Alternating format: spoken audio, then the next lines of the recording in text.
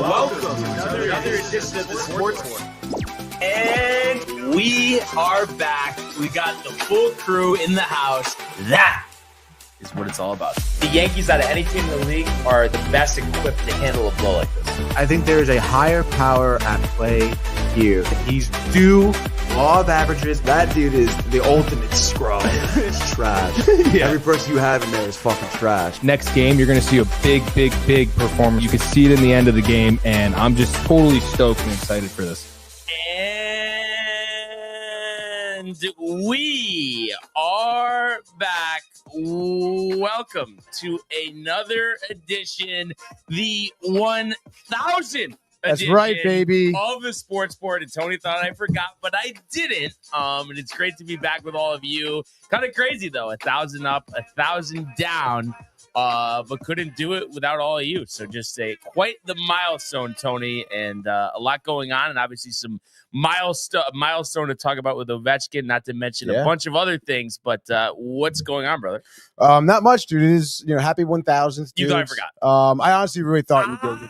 It's funny. I didn't say anything. I was thinking about it this morning, and I was like, "Ooh, we were talking about it last week, and I'm pretty sure we said it was gonna happen on Tuesday." I went to go. I cross-referenced. I don't know if you did. Just to make no, sure I did. Of course. I did. I double-checked, dude. But then I think we didn't account for Mike doing a Friday episode. I think that's what it was. So yeah, what a way to start the week off. Like you were saying, like a million and one things to get to. From this weekend in terms of what's happened on the sports world, and most of it outside of the Northeast, honestly, too, which is pretty interesting. So yeah, I'm stoked, dude. It's gonna be a huge day, great Monday, great week for the Sportsport, and 1,000 more episodes, dude. Let's go. But like you said, yes, so much to get to. I think this could be a 5-hour show. And of course, after being off all last week, besides the cameo appearance at the train station, it's great to be back in the saddle. That's for sure. But I guess it is ironic that it was Utah after how many times we said that. But let's get to the comments first here. Yeah, we had a ton, dude. Obviously, Michael Buckto has been clamoring all week for Brian. But of course, he comes in here hot. OKC, who notice the profile picture changed back to Luka here. Lakers are too much for the NBA. Let's just skip right to the playoffs. He says, "What a win!" Even Ernie and I were chatting about it quite a bit yesterday. Did they have some contact over the weekend? I think they had some contact, dude. Yeah. Absolutely. And he says, UConn women taking it home, that natty too, in a dominating fashion. Yeah, I mean, they really breezed through the Geno's 12th. Geno's 12th. Almost a 30-point win, something around there. No, literally, almost every averaging victory. Ridiculous. He says, I'll call in at some point, he says. He says, riled for Thursday that his buddy is back on Thursday. You really don't know?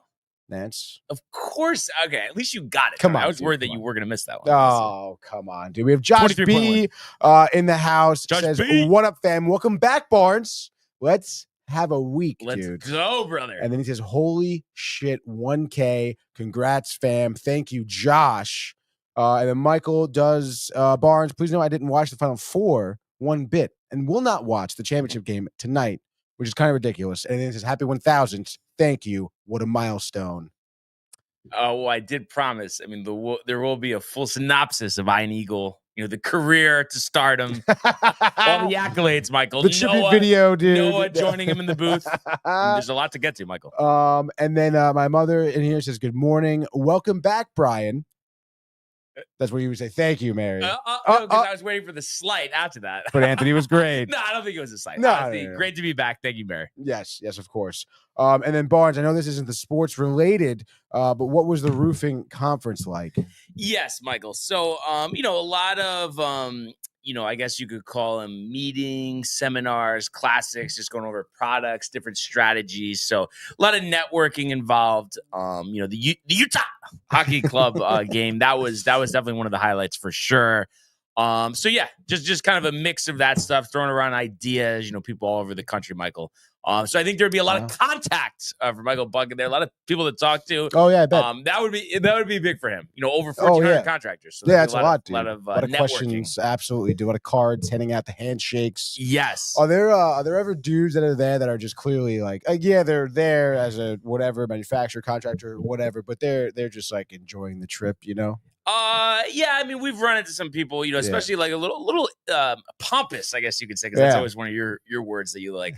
But I remember like the first one we went to, some guys like, oh yeah, like I don't go to any of the classes. Like our system like works great. Like I don't need to do that. Like I'll go to the talks, but like the big talks, like with everyone in the conference room. But I don't need to go to the classes. So more or less, Tony, people do like to get hammered. And then next year, speaking of hammered, it's actually going to be in NOLA. No kidding. Yeah, dude. I've never been there. Have you? Never. Yeah, I mean that just seems like a bender waiting to happen. Yeah. You may want to book like a couple extra days like ahead of time. Maybe. Yeah.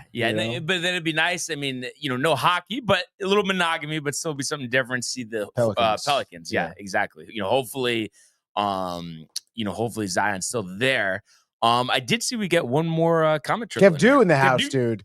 He says, "Let's go, dude. We want the smoke. Congrats on 1,000." He says. Thank you, Kev. Thank you, Kev. Nice that you're in here, man. Yeah, good to have him with us here. But yeah, like we said, a lot to get to. Other than the outstanding job, and we'll give a standing O later for Iron Eagle on the call for the Final Four. Bill Raftery, Michael. But we had two games on Saturday. Both kind of followed similar trajectories. Both teams that ended up ultimately losing had the halftime lead by a decent margin. You look at the first one, Bruce Pearl, all smiles. The halftime interview, 8-point lead over Florida, ends up, losing by 6. So, disappointing in right now. End of the season for the Auburn Tigers. 60 seconds, Michael, go. All right, 60 seconds. Hold on. Let me just patch him through here. Unmute the Bluetooth. Here we go, dude. Michael Buckta. I don't know where you are, but you're live on the Sportsport. What's up, dude? Michael. 60 seconds. What's up, dude? Where are you? Are you underwater right now, Michael? Yeah, it sounds like you're in a tunnel. No, I'm not in the tunnel. No. It sounds like it. Well, I don't know if you're on speakerphone or what's going on here. No, I'm just outside of school. Just outside of school. All right, well, what do you got? Yeah. So, how about those Lakers going into OKC and smacking the living? Yeah, I mean, impressive win. Playoffs around the corner. So just going to be interesting to see what they look like, come playoff time. And I think the West is a gauntlet, so it's not going to be easy. They're going to have to be at the top of their game. However, that big win really says something, I think. Did you catch any of this? The big win is, I guess, catapult them somewhere, Michael. Oh, no, I think he said Iron Eagle did a great job at the Final Four. Is that Iron Eagle did do a great job, Michael. Yeah, he was killing it, Michael. Wow, great job, Iron Eagle, baby. Job, Iron Eagle. Yeah. Fuck that shit. No. Oh, no. No.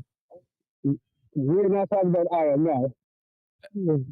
Yeah, I'm getting nothing here, Michael. We're really, Yeah, Michael, I'm sorry. I don't know if it's a connection or your phone. If you're outside, I don't know what's going on. Rain, maybe the rain. It could be the rain. But we appreciate the call in, bud. And as always, I hope you find your peace and watch the championship game tonight, dude. Yes, absolutely. I do. It's going to be worth it. Give Iron a shot. It's I told him you'll be it. listening. Have a great day, Michael. Thank you, Michael. Thank you.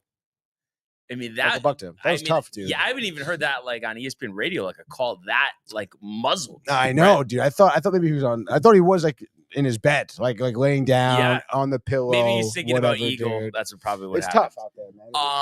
But back to the Final Four. Like we said, the Gators with the 8-point comeback to win 79-73, advancing to the national championship game. And who else but at the center of it, Walter Clayton Jr., 34 points for the Gators, absolutely carrying the load like he's done all tournament long, all season long. So the former Iona Gale, getting a chance to compete for a national championship game, and was also 5 of 8 from 3-point range, had 4 rebounds, 2 assists, playing 35 minutes, and he was helped out by Elijah Martin, who also contributed with 17 points for the Gators, who improved to 35-4. Just an outstanding season for them. And I think even though they weren't the number 1 overall seed, there was definitely a conviction that they had as good a chance of anybody of winning the national championship, and they'll get a chance to do that tonight. Now, do you take solace or anything into the fact that, all these games, against Texas Tech, against UConn, that they had to make, and in this game, where they had to make these second half comebacks, like that might lead to some trouble, against possibly the best team that they're going to face in the Houston Cougars tonight, Tony. I knew you were going to talk about that. Oh, come on. Honestly, I guess your question is, do I take it as bad, as a negative? Was that your question? That it might lead to some future trouble is basically what I'm saying. I don't know. I with fire. Right. No, I mean, I understand what you're saying there, but I don't know. I would say no, to be honest, because I feel like a lot of these games won this tournament. And sometimes in basketball in general, I mean, it is the team that comes out firing that second half that has that momentum, the last few minutes that we see.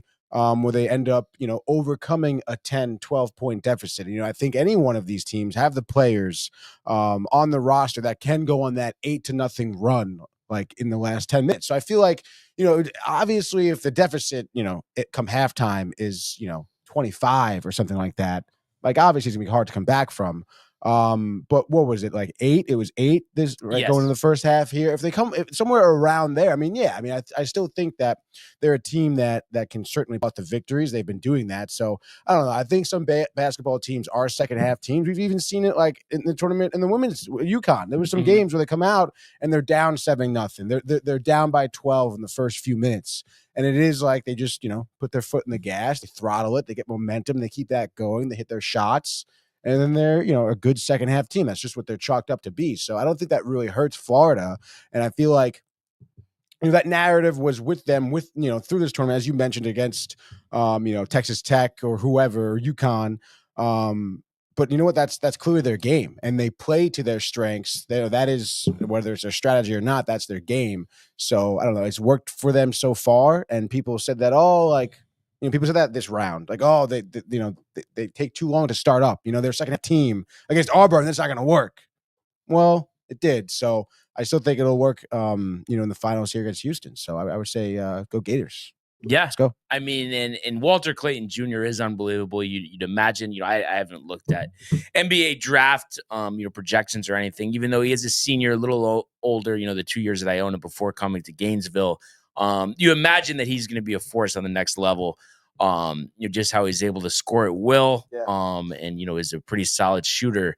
From do you like that they're a second half team, or do you? Well, I guess it is how you finish. Right. I just think that that I looked at, maybe the other games were different, but I do look to that UConn game. And it kind of felt like UConn self-destructed in that. I know Florida hit some big shots and missed a bunch of shots before that. So it just seemed like that game specifically, they were playing with fire.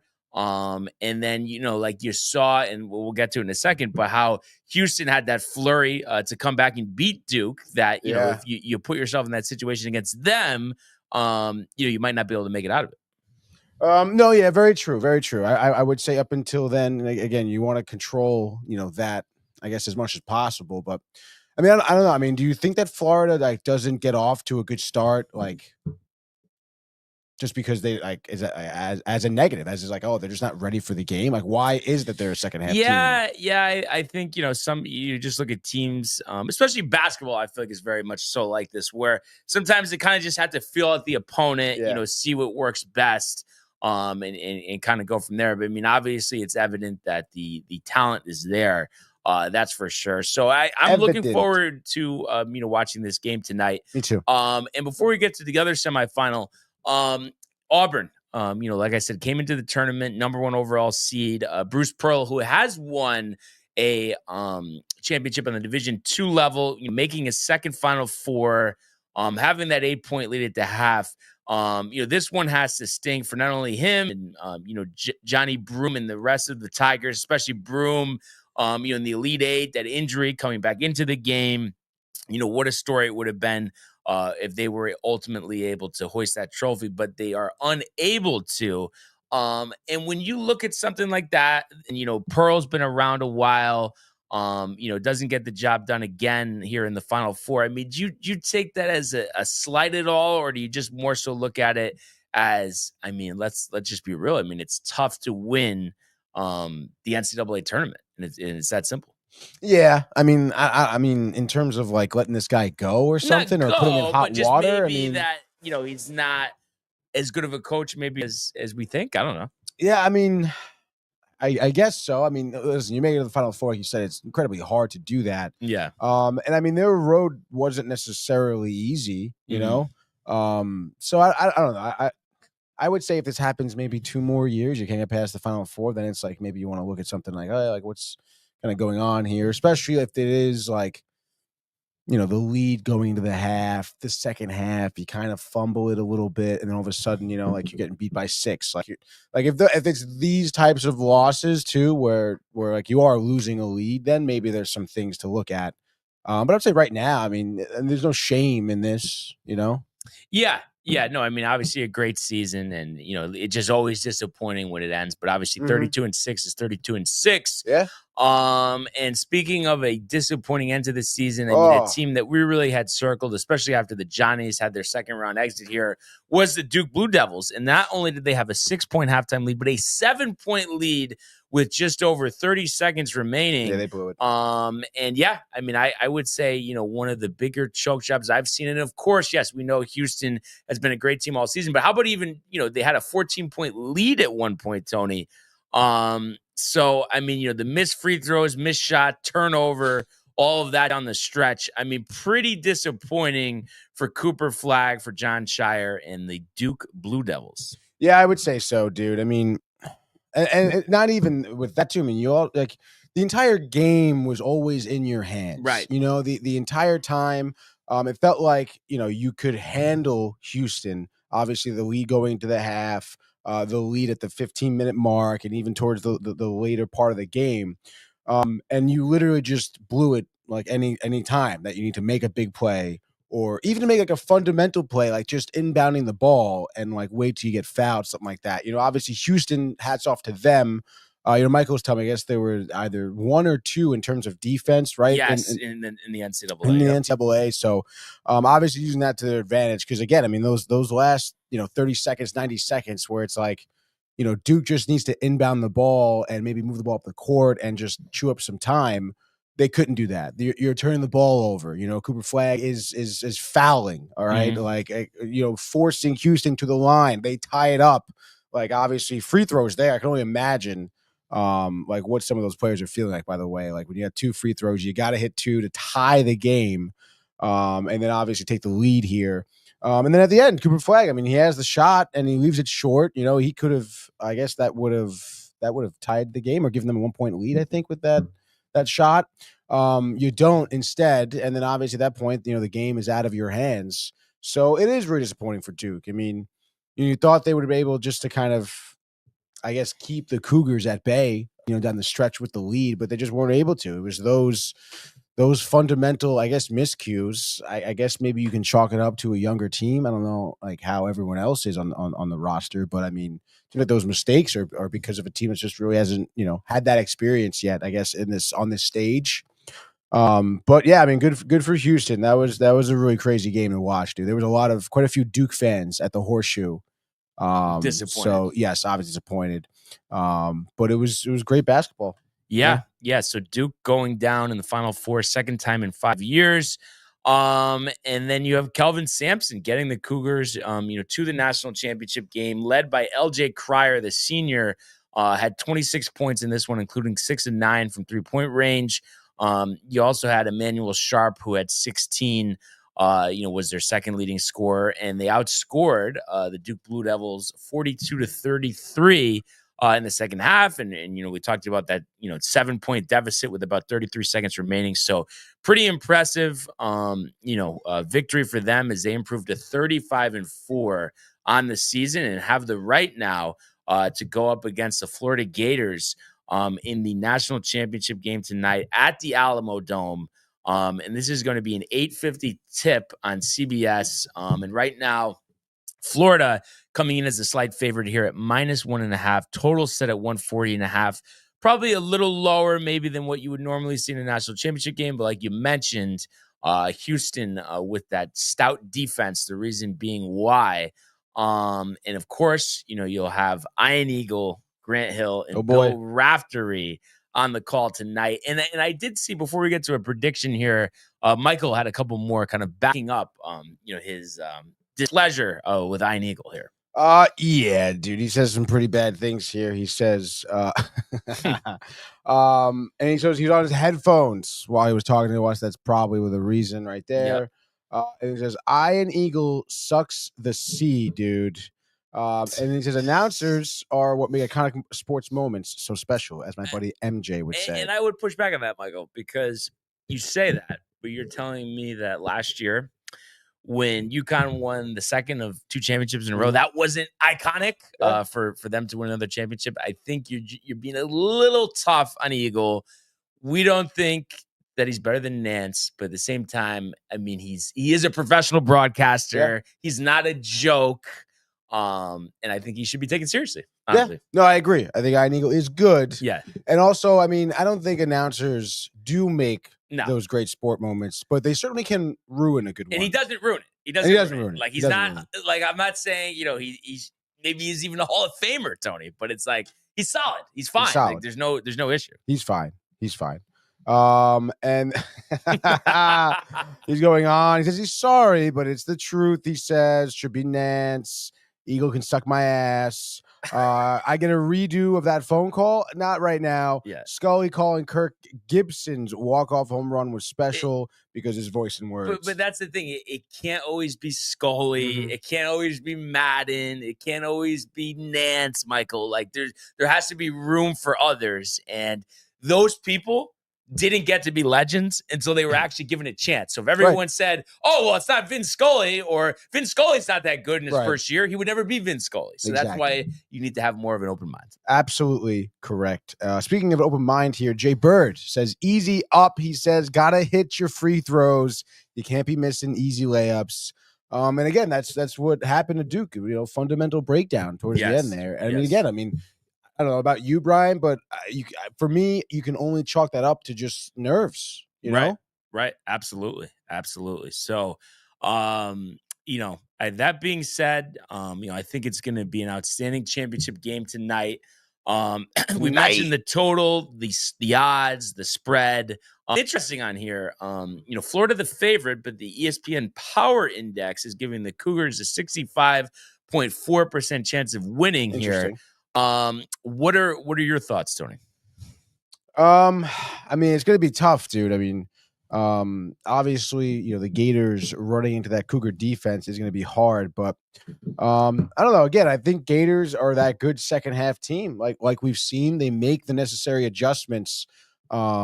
And I don't know if the Cougars will be able to keep up, to be honest. I mean, we saw them obviously down their first half as well. They can make the comebacks. They can make the big plays here. They've proven that. But I just think that those adjustments that the Gators make second half will be too much. Maybe the Gators go into half. I don't think it'll be down by much. 5, 6, maybe. And I think at that point, they'll go on their late run, maybe like a 14-7 run in the past 2 minutes with 5 left or something like that to take like a 5-point lead. Maybe Cougars, a couple big shots, maybe hit a 3 or 2, but then down the stretch, it'll be, them trying to foul the Gators, force them the line to miss, to retain the possession. And I say at the end of the day, Gators win this one. The over-under is 140, which I feel like, again, I know the defense, but I don't know. I think it's a little low. I don't think we'll be seeing a score in the 60s. I can see low 70s, 74-70. Gators win. Bang. Okay. So Gators in the over. And, listen, I don't, I don't mean to, copy you here, Tony, but I feel like I kind of have to. I like the feel of this Florida team. I think there is something about resilience, just coming back from these deficits, doing it time and time again, showing that you could do it against the best of competition. So I think this is going to be another example of that. And I honestly, before you even said it, was going to say I could see them, being down maybe 5 at half. Coming back, making the adjustments, and I'm sure in the first half, Houston will be swarming over Walter Clayton Jr., double, maybe triple teams at time. But I think he opens it up in the second half, somehow is able to have another 30-point game here to cement, him winning the Final Four Most Outstanding Player. And, I think this is a game that Florida will win, and I will go with the over here. I do think it's tight, but I think they win 74-70. So that would be Florida and the over, and Florida's first national championship game win in 17 years. Wow. Billy Donovan, that was the second of a back-to-back. So the title in college basketball will once again return to Gainesville.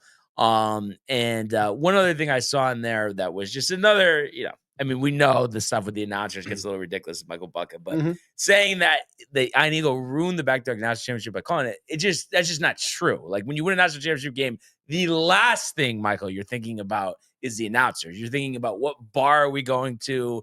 We're celebrating. Come on, right, Tony? Yeah, absolutely. Absolutely right. What more could you even say than that? You can't say much more, dude. Yeah, it's just a little bit of an announcer obsession for Michael Bucket. But we try to help him, but we can only do so much, right? Yes, that's right. That being said, if we could go to the world of Major League Baseball.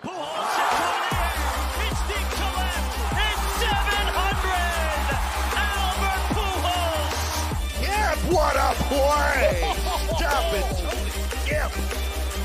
And Alonso cracks one of the Mets win the ball game! Out of sight! And it works at 100 miles an hour. 14 strikeout. Drill deep to left field. There it goes! See ya! All right. So quite the successful weekend for both the Yankees and the Mets, taking five out of the 6 games on the schedule. But I figured just before we get into the actual game recaps, just kind of your thoughts on the Friday Mets home opener. Well, I had a great time, dude. Obviously, it was great. McGill pitched really well. Alonso with his, what was that, the 4th home run of the year? I believe so, yes. In the first inning, too, with the runner on. I mean, you can't ask for a better start to that. Citi Field was pretty riled, to say the least. Weather was great. Weather was perfect. Sun was poking out. We were worried about that. So that was great. Definitely, our section we were in was a little tight, dude. Yes, definitely a little tight. But great seats, dude. Saw the whole game. That was awesome, dude. And I don't know. I think the fans were absolutely riled for sure. Good to see the Mets fan base at the home opener.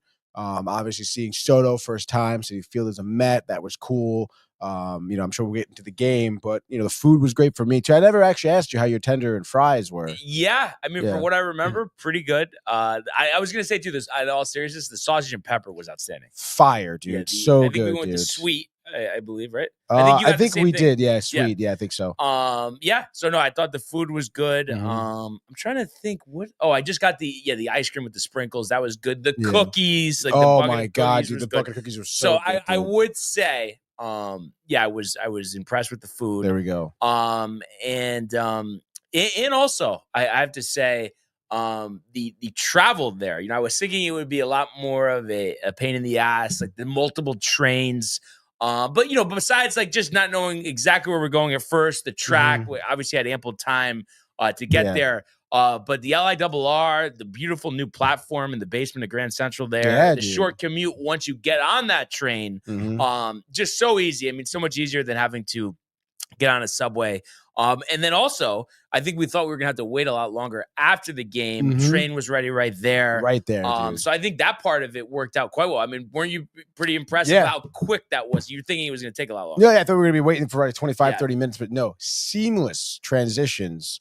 That area of Grand Central Underground, first time I was there, obviously. So it was really cool, dude. The escalator, the steep escalator, underground, very steep, dude. But yeah, it was awesome. I was really happy with the commute and everything. And the win, obviously. And were you surprised that because I guess there was a few, Soto sucks, Mets sucks chance that kind of dropped there. But then I was able to kind of slip them in without any type of confrontation. Yeah.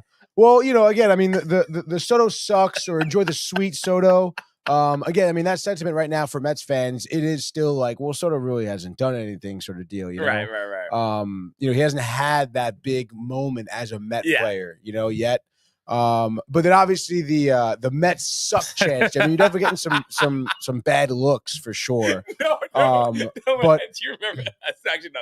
God, first off. No, go ahead. No, I was just gonna say, I feel like the last one I did was on the train. Yeah. And I don't know if you remember this, but somebody just goes, "Who said that?" Yeah. They didn't know it was me. In hindsight, I will honestly take. Oh no, God.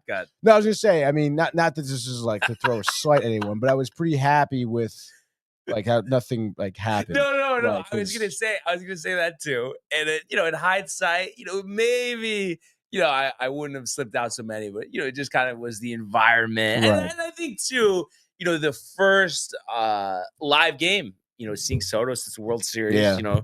Sure. And it just, I think, you know, but I think I'll be better prepared, you know, next time for the, you know, DNR tailgate. Oh, gosh. Especially, you know, because there'll be a bunch of us there. So it'll just be kind of easy. But, honestly. Yeah, easier for you to hide.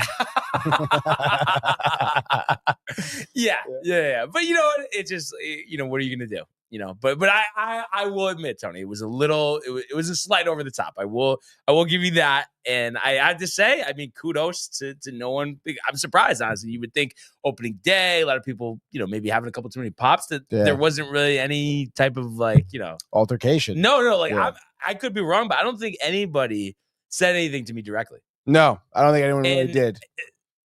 Yeah. I mean, pretty wild. Yeah. Like if I did that at Yankee Stadium, like it would have been forget about it, dude. Would have got shanked. No, it's funny though. I swear the next morning I woke up, I was just thinking about it. I was like, oh. Yeah.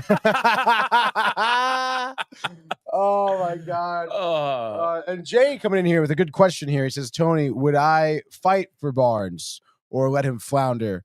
It's interesting because when Brian started shouting, I walked away. I started walking fast ahead of him. But obviously, if something, I would have had to have stepped in, obviously, of course. But I think you also probably thought, I mean, just judging from what I've said before, that just wouldn't happen. Like, if somebody was good, I would be like, I'm not doing this. Like, right. Well, I mean, like, worst case scenario, someone, like, literally just starts swinging immediately. Like, oh, my God, dude. Well, no, it's a good trial run, so now I know, you know, for the DNR tailgate, what can be said, what can't be. I got a little baseline here. But you know, and no, it was it was a great time. Great time. I'd recommend all that food that we had. And the ice cream in the helmet too, delicious, dude. Yes. Dude, I'm so literally like try to find that bucket of cookies was really hard, by the way. Yeah, because was it 300 section? Did you say, or that was something else? No, I think it was. Yeah, because I went down one level and I had to take a lap around the stadium. Okay. And it was so funny because I could have went like out of the staircase, made a right, would have found it, but I went left to take the whole lap around. Oh, you get the extended trip. Dude. But it was a nice walk. Yes. So good to you know, sweep the openers this year after going 0-2 last year. But yes, so on to the weekend. Like I mentioned, 5 out of 6 wins for the New York teams. The Yankees, you know, won the first 2. So starting on Friday, they ended up winning 9-4. You know, we were watching the conclusion of that one on the train ride back. Max Fried picking up his first win as a New York Yankee. Pitched great. 5 2/3, 6 hits, 1 run, 1 walk, 6 strikeouts, and the one mistake, you know, the home run. Given up to Brian Reynolds, but that's what you wanted to see from Fried, who didn't have a bad first outing, but you know, did give up a few hits, wasn't able to get deeper in the game. So you know, you love to see that. And then other than that, you know, you did have Fernando Cruz, you know, give up a 3-run homer to Brian Hayes. But the bullpen the rest of the way, 2 2/3 scoreless, 3 Ks, no hits, 2 walks, so getting the job done. Obviously, a game where you scored 9 runs. The offense does their job. And you had Aaron Judge with another home run, his 6th of the season. You know, that was a 2-run shot. And then, you know, you had a huge game. Anthony Volpe, 3 for 4. So really looking good, trying to take that next step forward after a hot postseason last year. He had a great game. And then, you know, really it was the bottom of the lineup because if you look at it, you know, Kev do the company. You want to take it? 60 seconds. Kev Dew with the hot 60 on the Sportsport. What do you got? What's going on, guys? What's up? Not much, dude.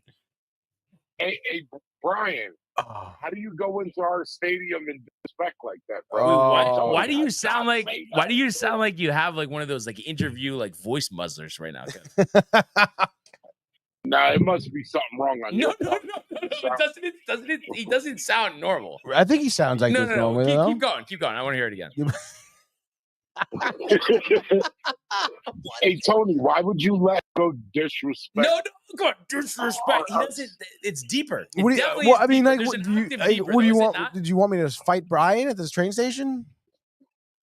No, you could tell him like, "Yo, have a little." Did you go in the Yankee Stadium talking that rah-rah? No, I would not do that. Yeah, you know, it was interesting, Kev. I first of all admitted that it was probably a little over the top, but it just had to be done. But I'm just not. I'm not giving into the ridiculousness of the Yankee Met back and forth. Before. I mean, at the end of the day, I've given into it too much. I'm not going to do it. I said it was a little strong, but at the end of the day, sort of deserved it. And I'm just not going to take the shit anymore. I'm just not going to do it. At the end of the day, the Mets won. They got the dub. That's what I was happy about, dude. And I had a great time at the stadium. I wasn't going to let Brian or anybody else ruin that. Yeah, it was a great time. See, he brings that Yankee fan like F. Soto, and Soto's not even playing in the game at Yankee Stadium.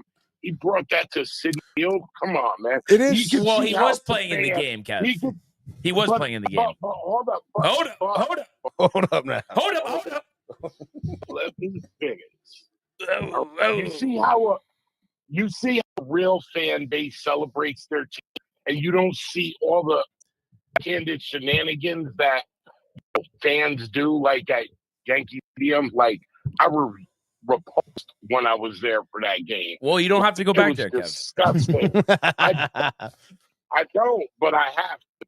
Yeah, but I think the thing that you have to realize is just at the end of the day, not everybody likes the Mets, so that's just how it's going to be. Yeah, but not everybody likes the Yankees, right? But I think that's the difference.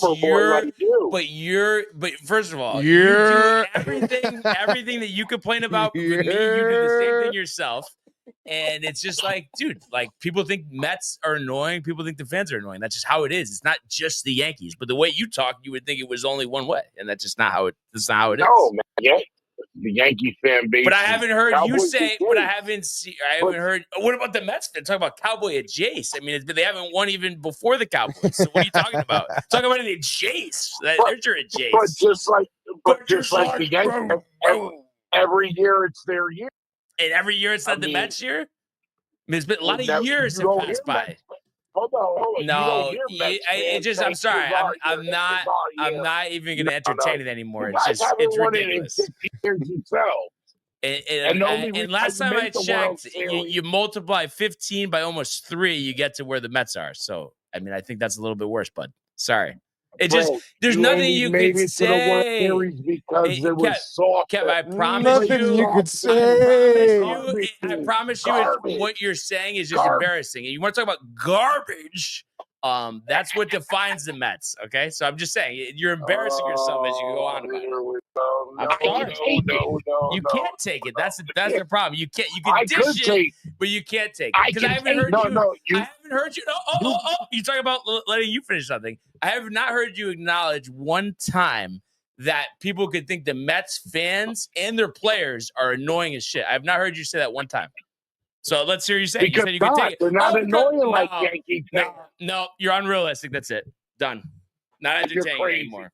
You're crazy. Yankees are one of the most annoying fans. I would say the Mets are the most annoying. Look at us. We're the Mets. We're the Mets. Trash, bro. Trash. No, that's how the Yankees. Dude, that's how you sound. Come on, dude. Like, I'm just saying. Sorry, not gonna do it. You say we're the best. We're this. Not entertaining anymore. That's it. Done. Yeah, I know. You're that typical Yankee fan. You literally define a typical Mets fan. I feel like that's what you have a problem. Yes, you do. You're trash, bro. You're trash. Like you don't even know what you're saying, dude. Listen, I don't want to throw my own boy under the bus. HTJ, he's one of the fans, but He's not as bad as you. You take the cake. You're a carbon. No, but literally, I know just because the flan hits, sometimes you don't realize it. You're a carbon copy of HTJ. I don't know. Like, what do you even say? You're crazy. You're the Raiders. You're the Cowboys, bro. Like, it's like you just say shit, bro. It doesn't even mean anything. Yo, Barnes. You're the epitome of a bad fan. But the thing is, though, but the thing is, you said you can't. The problem is you cannot take it because you keep saying this stuff. You're not acknowledging. You're the worst that there is with this stuff. You are like what you even said. No, but what you even said in the group chat this morning made no sense about Vlad Guerrero. Oh, because you're a Yankee fan, you're a bad country. Like, what does that even mean? What does that mean? It doesn't mean anything. Hold up. First of all, I was talking to Brandon about it because, first of all, it's just, I'm sorry. There's just no merit or basis behind anything that you say. I'm sorry. Somebody says Vlad isn't worth $500 million. But it had nothing to do with the Yankees. Nobody said anything about the Yankees. You're the one bringing it up. Have some perspective. Oh my God. No, my God! But it would be okay. It would be okay for you to say. It would be okay for you to say, "Oh, he's not worth 500 Vince, because you're a Mets fan." Like that doesn't make any sense. Just give it up. It doesn't make any sense. Oh my God! I'm sorry, Brian. You're just bad, bro. You're bad. You don't let nobody finish. And Kev, when you acknowledge one thing, then we can talk about it. But you can't. Oh, you just go.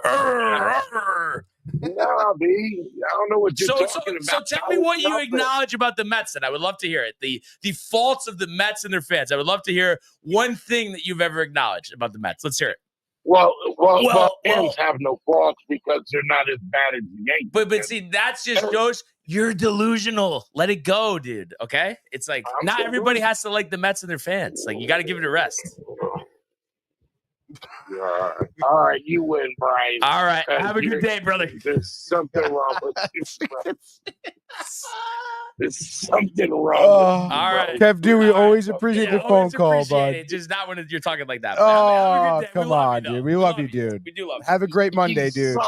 Let's go Mets. Oh man, he tried, but I wasn't gonna let him have it today. Just wasn't gonna do it.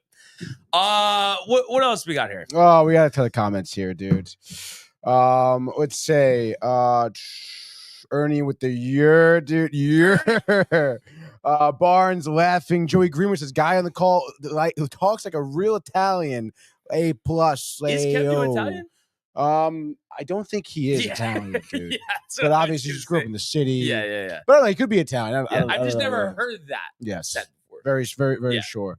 Carlton says, in quotes, typical Yankees fan, LOL, and then he says, typical fill in the blank, any fan.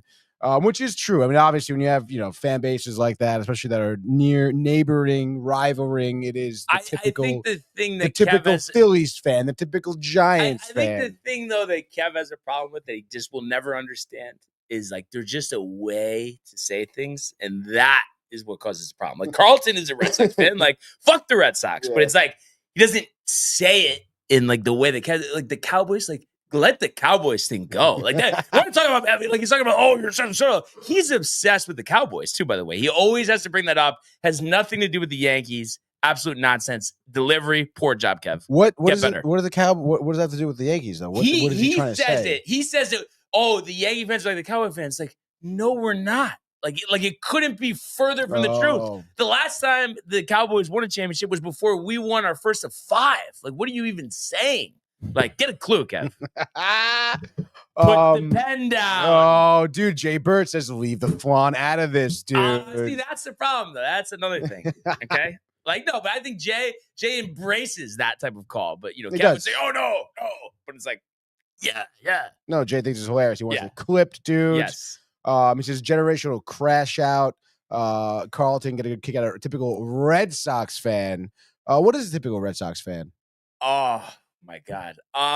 So I obviously most of them, and it's not everybody, but there's some type of Pac the Ka, like the accent thing. Yeah. And then just like, hammering home, like an instance would be like, oh, Garrett Cole sucks just because, okay, maybe his career numbers against the Red Sox aren't great. And the one time he pitches in a playoff game against them, he gets hammered when I was there, hammered. And then that's it forever. Like, you can't be a good pitcher. And yeah, just because the last couple times we played in the playoffs, they've had our number, which I will fully acknowledge. But it's like that we can never beat them again. That is what I would say would be a typical Red Sox fan term. And then Ernie's in here talking shit. Classic. Tell him Grisham's better than Soto, which take it easy here. He has outproduced him so far, though. Not that he's a better player, but he has outproduced him so far. Yes, 6 games. And then Kev, I have the feel Soto, Lindor, Vito's hitting under 200. And then you know what Kev would say to that? He would say, "Ernie, you're like a Cowboys fan for saying that, bro." I mean, if you do look at the stats, dude, I mean, Soto's first month is always his worst. He gets way better. So. I feel like last year he started out hot with the Yankees. Possibly, great April. Great April. Great April. Anyway, now that nonsense is done with, yeah, I was just saying, Yankees, not yesterday, but Friday, the 9-4 victory. That's right. I was just going to say the bottom of the lineup carrying the way. You look at the 6 through 9 hitters, Volpe, Grisham, Dominguez, and Cabrera, combining for 7 hits. Or not 7 hits, I'm sorry. 5, 8, 9 hits, Tony. 9. And 7 RBIs. So that's how you win games, getting the production from the bottom of the lineup. So been positive signs, seeing all 5 of those or 4 of those players producing, and especially Grisham, who had another big game on Saturday, which coincidentally enough was another Yankees win, as they win this time 10-4 over the Pirates. And this is a game that they actually ended up coming back on because the bullpen had let it get away, or not the bullpen, but Marcus Stroman, had let it get away for a little bit there. But the Yankees were up 2-0, but giving up 4 runs there in the fourth. They were 4-2, but a 6-run fifth propelled them to this 10-4 victory. And Trent Grisham with 2 home runs in this game, so has had an outstanding start to his season. 2 homers, 4 RBIs. For Grisham in this game. And then you talk about the bottom of the lineup. Once again, you had 6 hits from 5 through 9, or 6 through 9. And Oswald Peraza with another big game here, 2 for 4. So you love to see that. The Yankee bullpen really picked up Marcus Stroman, who only made it through 4 innings, giving up 4 runs, 3 hits, 3 walks, and struck out 3.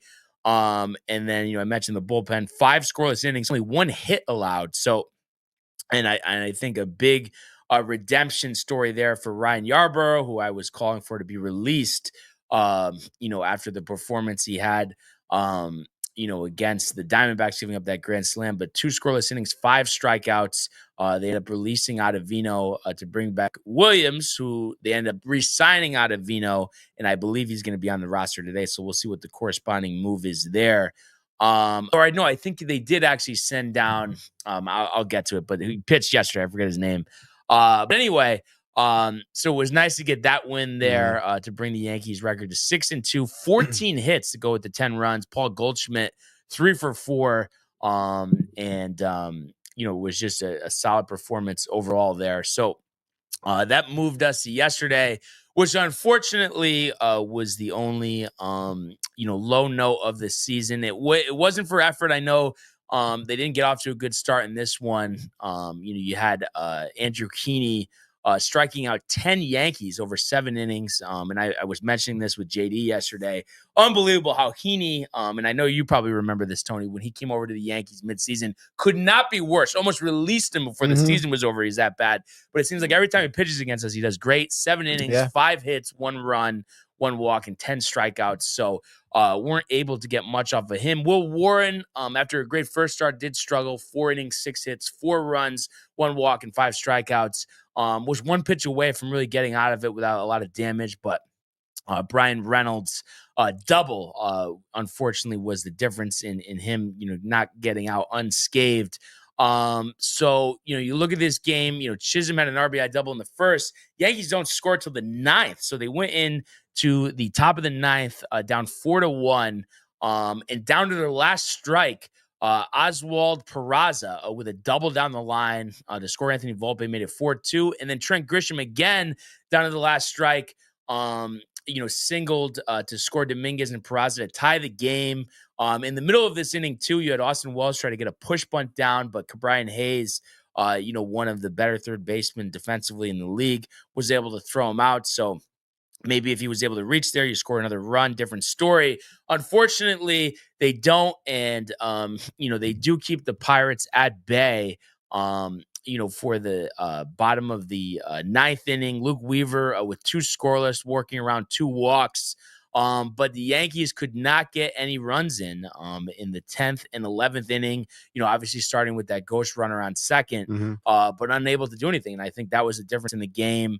You had Jack Sawinski, who stole third, sitting there with Tommy Pham up in the 3-2 count, and Devin Williams hammering that changeup.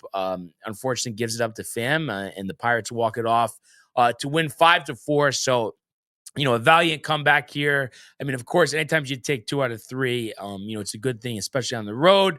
But it's just, of course, disappointing, when you lose a game that you had every chance to win. And I think that's one thing that the Yankees will have to do better. The situational hitting, extra innings. I mean, you can score a run without getting a hit with that runner on second. So to go 0-for-2 in that scenario on the road, how many times are you going to win those games? You're not.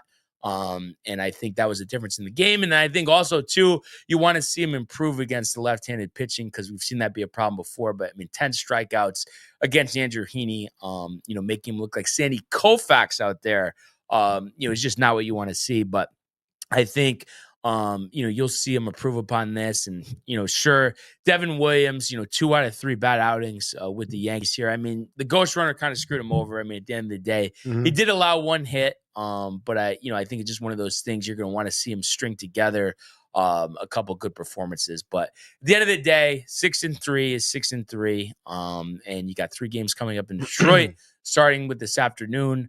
So I think you're in a good place. And you just want to learn from, what you did wrong in this one.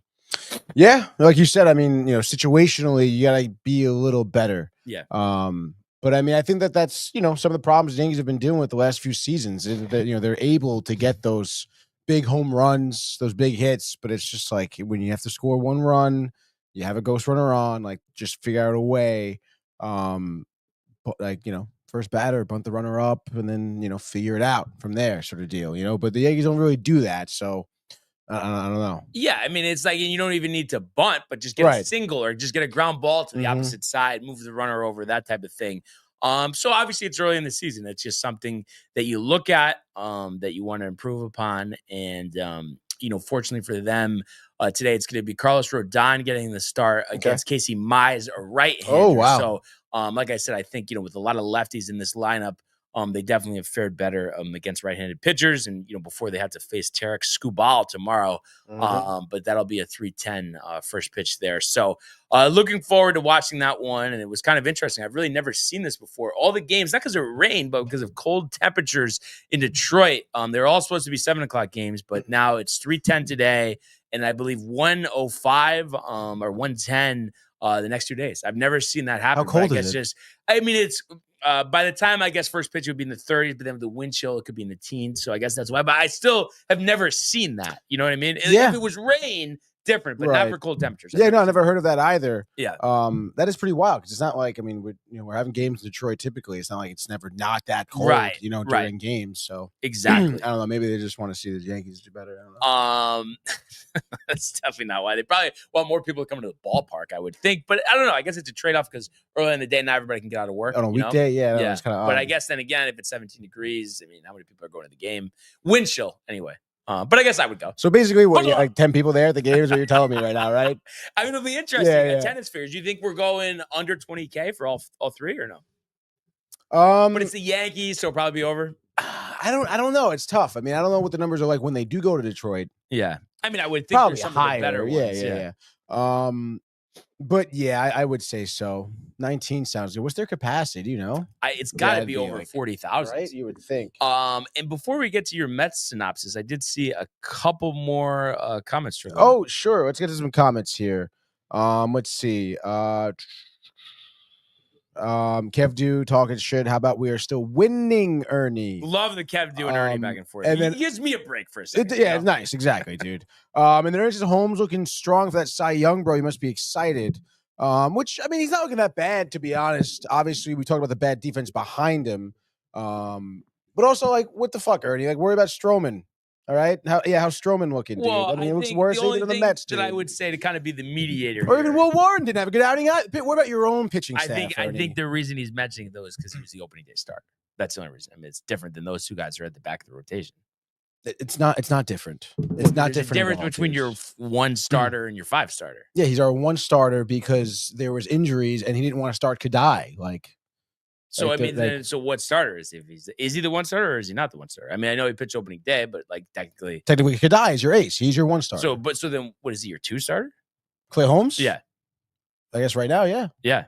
So I mean, I think it's fair. I think it's fair. I mean, No, it's not fair. No. It's not fair. It's not fair. I think it's fair because, all right, just like a lot of other people in Major League Baseball, but I mean, he hasn't proven that he can be a two starter just yet. I mean, you know what I mean? It's just been kind of uneven to start. Not terrible, sure, but it hasn't been, as you would say, not great. Yes, but exactly. Stroman's proved he should be in the minors. So, like, come on. I mean, I don't know about the minors, dude. I think we should get that as a bite. The minors. Kev Deuce says, along with the flan, better than espresso martinis, which I would probably have to disagree a little bit. Yeah, I would say so. I can go for about 7 right now, dude. And how about this? I love this because Josh B never seems like it, when I get going on my anti-Met stuff, it never seems to really like jump right in, and I feel like he does right here. And Stroman was supposed to be the rotation. What's your point, Tony? Well, Clay Holmes wasn't supposed to be opening day starter. He was supposed to be in the rotation, though. Okay, but it's comparable. But it's the opening day starter. Yeah, but he wasn't supposed to be. Just like Stroman was supposed to be in the rotation, but he is. By the way, the capacity at Comerica. 41,083. But yeah, love that, Josh. Be honest, I want a little more aggression on Josh. Doesn't really do anything. I mean, come on, Josh. I really could use your help. I really could use your help sometimes when Kev Do is just high out of his mind, just rambling on. Corporate America. Really could use your help sometimes. Right? Corporate America, dude. But yes, we have the Mets sweep the weekend, dude, which was great. If you're ready. Oh wow! Sorry, I mean, I had to go to this. He says exactly that's the point. So don't say worry about Stroman. Dude, no, but that is the point. But it was the opening day start. But that is the point. It's like both of those pitchers aren't supposed to be where they're at. But no, it is the same thing. Because you want to talk both about of those pitchers. No, but the difference is okay. So he's not the one star. You say he's a 2. So Carlos Rodon is R2. And it's like there's a big difference there. Like Carlos Rodon is an established pitcher in the league. Clay Holmes was a reliever for 7 years, and you're saying he's your 2 starter. That's the difference. And that's it. There is no difference. Kev? Though. No. Okay. It's the same thing. It's the same concept. You don't think it speaks volumes? Josh B, who's very conservative, doesn't get involved in these arguments, is saying it. You don't think that speaks any type of volume? Well, that just makes him right automatically? Well, I mean, he probably just waits to say stuff when he knows he's right. Well, he's wrong. This is not a good example, dude. He's laughing. It's the same thing. Chuckling somewhere. It's the same thing. Somewhere. Both pitchers, that's where they are. But anyway. Also, Clay Holmes is doing good. His ERA is under 3 right now for the first 2 starts. Okay, I said Clay Holmes could be in the running, and right now ERA under 3. I mean, come on.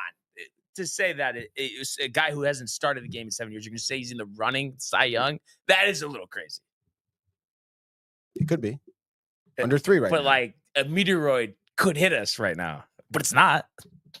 I guess you don't really know that, though.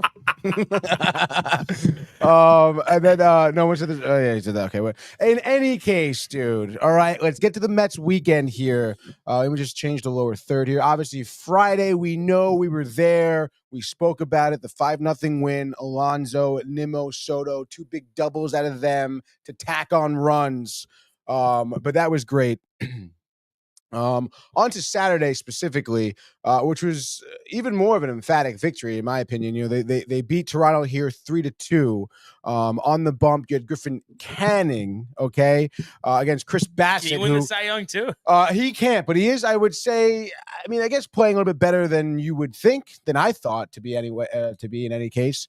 Honestly, at this point, he's not supposed to be in the rotation necessarily, but he is, dude. But he's not your two starter. But he's not your opening day starter. Or your opening day starter. But listen, hey, injuries are injuries. Shit happens. You got to shuffle guys around. And then Kev too, showing that he's still that Holmes got a better chance to win than any Yankee pitcher right now. Absolutely not. But what is the emoji that Josh B has before the crying? I think that those were the scuds are flying emoji, right? But it's weird. Right? They look different on my screen than yours. Oh, I don't know. Maybe I don't know because you have a.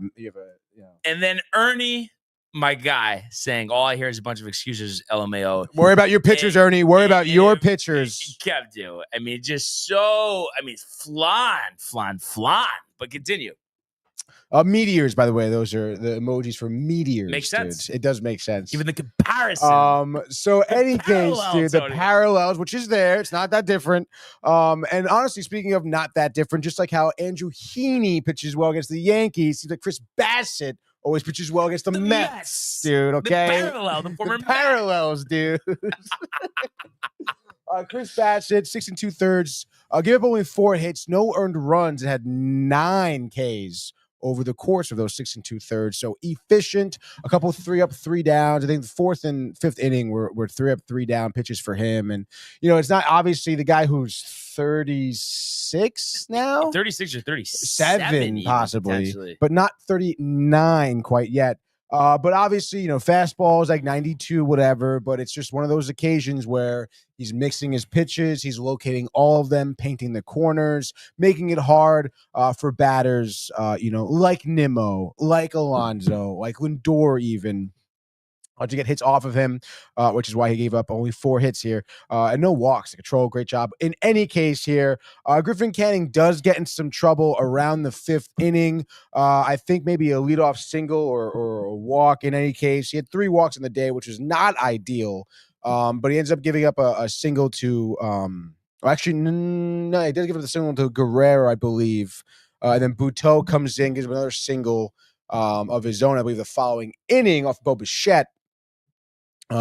Which is pretty tough. Or maybe Buteau gave up both of those hits and just Canning got the earned run. I'm trying to remember. In any case, Buteau and Canning just were not really having the location down. I mentioned, Canning with the 3 walks. He had a lot of 89 pitches thrown through the first 4 innings. Only 60 of them were thrown strikes. So obviously, not the greatest location for him. And then again, Blue Jays batters, I guess, were being a little bit more patient with him. But he wasn't very effective, I guess, in the terms of not giving up many runs. He definitely, I guess, managed the damage. So did Buteau, I guess, to an extent. Brazoban comes in, pitches 2 1/3. He's been great so far this season. I don't think he's given up any runs yet this season. And then has a save under his belt as well. So it seems like that Brazoban is a pitcher who this season you can I guess plug and play anywhere out of the bullpen, it seems, and he's pitching well, middle relief, big innings, high leverage. Speaking of the high leverage, Diaz does come in the 9th here. But I guess when we get to the scoring in the 8th, I think a leadoff walk from Little and then back-to-back hits, or I guess 1 hit, 1 walk, gave an opportunity here for Jesse Winker to make his first impactful moment as a Met this year. A huge 2 RBI triple ties the game up, bottom of the 8th, excuse me. And because it's Winker too, he brings a lot of energy, a lot of emotion to the game. So I think Citi Field himself jacked up. The family was there, the daughter during the press conference, adorable. Winker, happy to be here, happy to be a Met. So you'll have to see that with his big triple. And then Lindor, sac fly RBI, bottom of the 9th. That walk-off sac fly to end the game. First pitch slider, I think, off of Hoffman. Swung on it, went deep, able to get to score the run there. So you love to see it. And then, like I said, Diaz coming in the 9th as well. A little shaky, hit 2 batters. I think struck out 2 and then grounded out to a fielder's choice, I believe. But still, Diaz, I would say where he was to start off last year, I think his fastball last season was like 93, 94, starting off the year. This year it's 97 right now, ripping it. So good place to be. I think good place to be after a rough spring. Exactly. Yeah. So good place to be right now. Obviously, again, the location, like it's not hit. I think he hit Bo Bichette, hit somebody else too, in the same inning. So, you want to obviously dial that back a little bit. But the sweepers there, the fastball when he's locating it is fast. So I think off to a good start in terms of the bullpen, which is great. Gutsy, gritty win here. The late runs, the 3-2, let's freaking go. And then on to Sunday, where we had also a close win.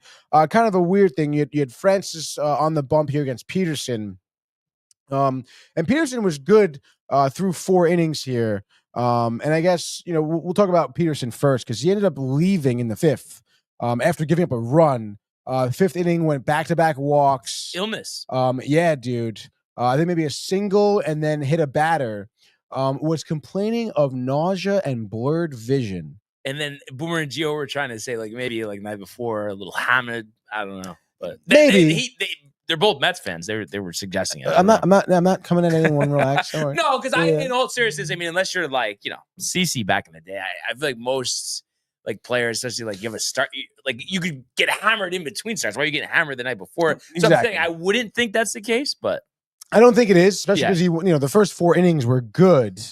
And then again, I mean, it was just so odd. He comes out this 5th and he gives up back-to-back walks and then hits a batter. And it's clearly something's wrong. And you that hits batsman brought a run in. So it's 2-1, it was weird because after that, I think the back-to-back walks, Hefner comes out, Mendoza comes out, and they keep him in, which I guess would make sense that there was no physical injury. I'm sure he was I'm not feeling well, but I can get through this, whatever. And the hit batter, they're we got to freaking pull him. But in any case, obviously, hopefully he feels better. I would not think there's any foul play there. But he was good through the 4 2/3 there. Gave only 3 hits, 1 earned run off of the walk, but the 5 walks obviously was killed him. Hence the blurry vision.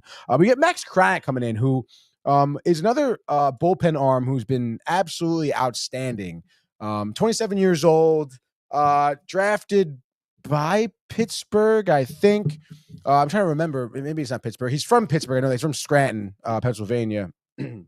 Met fan, lifelong, the dad, the stadium, the kit and caboodle. But he's coming out here so far, and I wish I had his numbers up. I guess I can just click this right here and get his numbers up. But I feel he hasn't given up any runs yet out of the pen yet. And he has had, let's see, how many innings pitched here? 7 innings pitched so far, only 1 hit, 3 Ks. And for someone of his stature, making his MLB debut, as a Met fan, throws 95 fastball, but is more of an off-speed pitcher, I guess.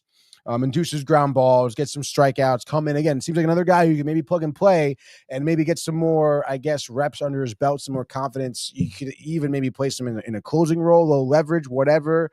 But yesterday he was great. Pitching an inning in a 3rd, 1K, clean, no walks, no hits. The rest of the bullpen was great as well. Diaz came in, gets his 2nd save of the year, back-to-back days. You have to see him dialed in. 1 inning, only 1K, but through 10 pitches, no hits, no walks, no problems. Same thing with Garrett and Minter. Bullpen for the Mets has been surprisingly good. Pitching staff in general has been surprisingly good. Obviously, you're stoked with, I guess, Alonso, hot start. He had the RBI single. Nimmo with another sac fly RBI in the 3rd. So, again, good situational hitting here from the Mets. The sac flies that you want, the RBI doubles, the RBI singles. That's what you want where the hits are coming from. And in this game, I think for the first time, you saw at least a flurry of hits from the top half of your lineup. Lindor, Soto, Alonso, Nimmo, all getting at least 1 hit here. And obviously, Alonso went 2 for 3 with the ribby. Bottom half, not so much. Senga recorded another hit. I think Sanger has been playing a little bit of his breaches as well. He's the backup right now. Oh, right, right. So, I mean, and he's, career minor leaguer. So it's cool to see him kind of debut this year and, get some hits under his belt. And look good behind the plate, too. He's got a good arm. Got a good arm behind the plate. So I think, which is great, honestly, kind of ironic with Alvarez being out. You have 2 catchers in Terrens and Sanger who have, been a little bit better behind the plate in terms of throwing people out at second. So that's cool. And listen, the Mets come in here. They're 6-3 now. They get the sweep, home opening series. You'll have to see that. We're on to Miami. We're on to playing Miami at home today. Senga, our ace, is on the mound. So you expect some good things out of him, dude. Yeah, and wait, so this is his first start of the second start of the season. Oh, how did he do the first start? He did well, but that was the game. Couple errors behind him, extended some innings. But they lost an extra to the Marlins or no? I think that was that. Yeah, okay. I'm pretty sure that was that. But he looked great. I think he had like 9 strikeouts over 4 innings or something like that. Okay. So the forkball was decisive. You're playing Miami again. Hopefully better defense behind you. Extend the pitch count a little bit. Obviously, it was very limited first time around the rotation. So definitely, give him some more leash. Like I said, obviously he induces a lot of ground balls. The infield here has got to be better. I think, still as a Mets fan, there are players, Soto, that is a little underwhelming in terms of having that big moment, although he's been hitting well right now. No, you paid him to walk. And not hit home runs. No, it is tough. I think there was some stat about the amount of walks he's had already. No, he has done the walks. I was just kidding because of the person commenting about the video about, you're ridiculous. Oh, yeah, it's like, dude. His OPS. It's like, well, no, if he can lead the league in walks and hit 10 home runs, right? Come that on, would be dude. worth it. It's not ideal, dude. But in any case, he will be fine. Like everyone's bugging out right now, especially because the Mets won a series. It's like, oh man. But obviously, again, like I was saying, I think some of your younger players are not really. Beatty. Beatty. Acuna. A lot of people are already saying like they're done with Beatty. I mean, obviously it's early. It is early, but he's had a lot of opportunity. I will still defend him, like I say. He was, that first at bat, the home run last year. Right. It's tough to live up to that. And then on top of that, you get Vientos. I guess that was 2 seasons ago. He had Vientos, obviously playing well last year. You were done basically. So. He's fighting his way back. He does need to be better. And again, it's tough because you're putting him at second base, the opposite side of the infield here. It's a different feel for sure. Even though he had all spring training to kind of feel it out, but hopefully, the bats turn around. Obviously McNeil still injured. Right. And, until then you have to make do with Acuna, with Beatty. And then Vander's at third hasn't been great. I mean, again, a couple doubles, situationally okay. Yeah, I think 1 home run. Yeah. But the errors at third, the lackluster appearances at the plate, it leaves a lot to be desired.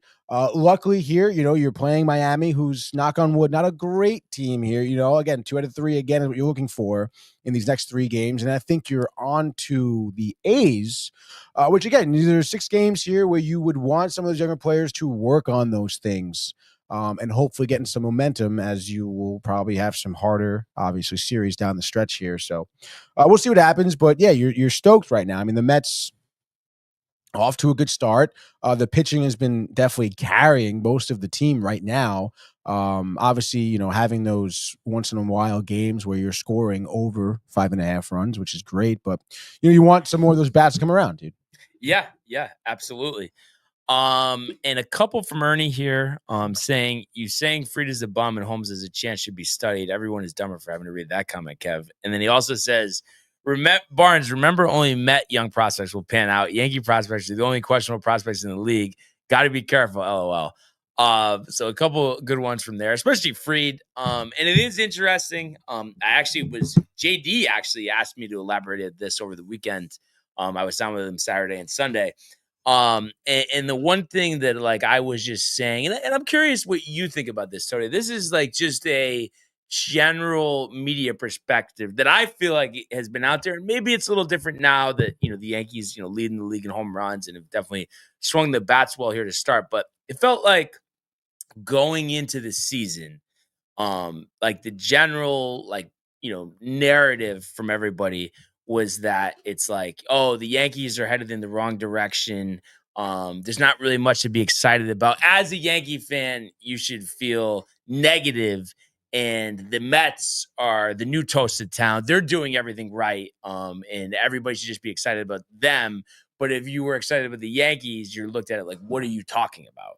And it just and maybe it was exaggerating a little bit, but you get any of that. And obviously I think it's a little different now, but just going into the season, that was the vibe that as a Yankee fan going into the year, I guess just simply because of Soto, that you shouldn't have had any good feeling about the year coming up.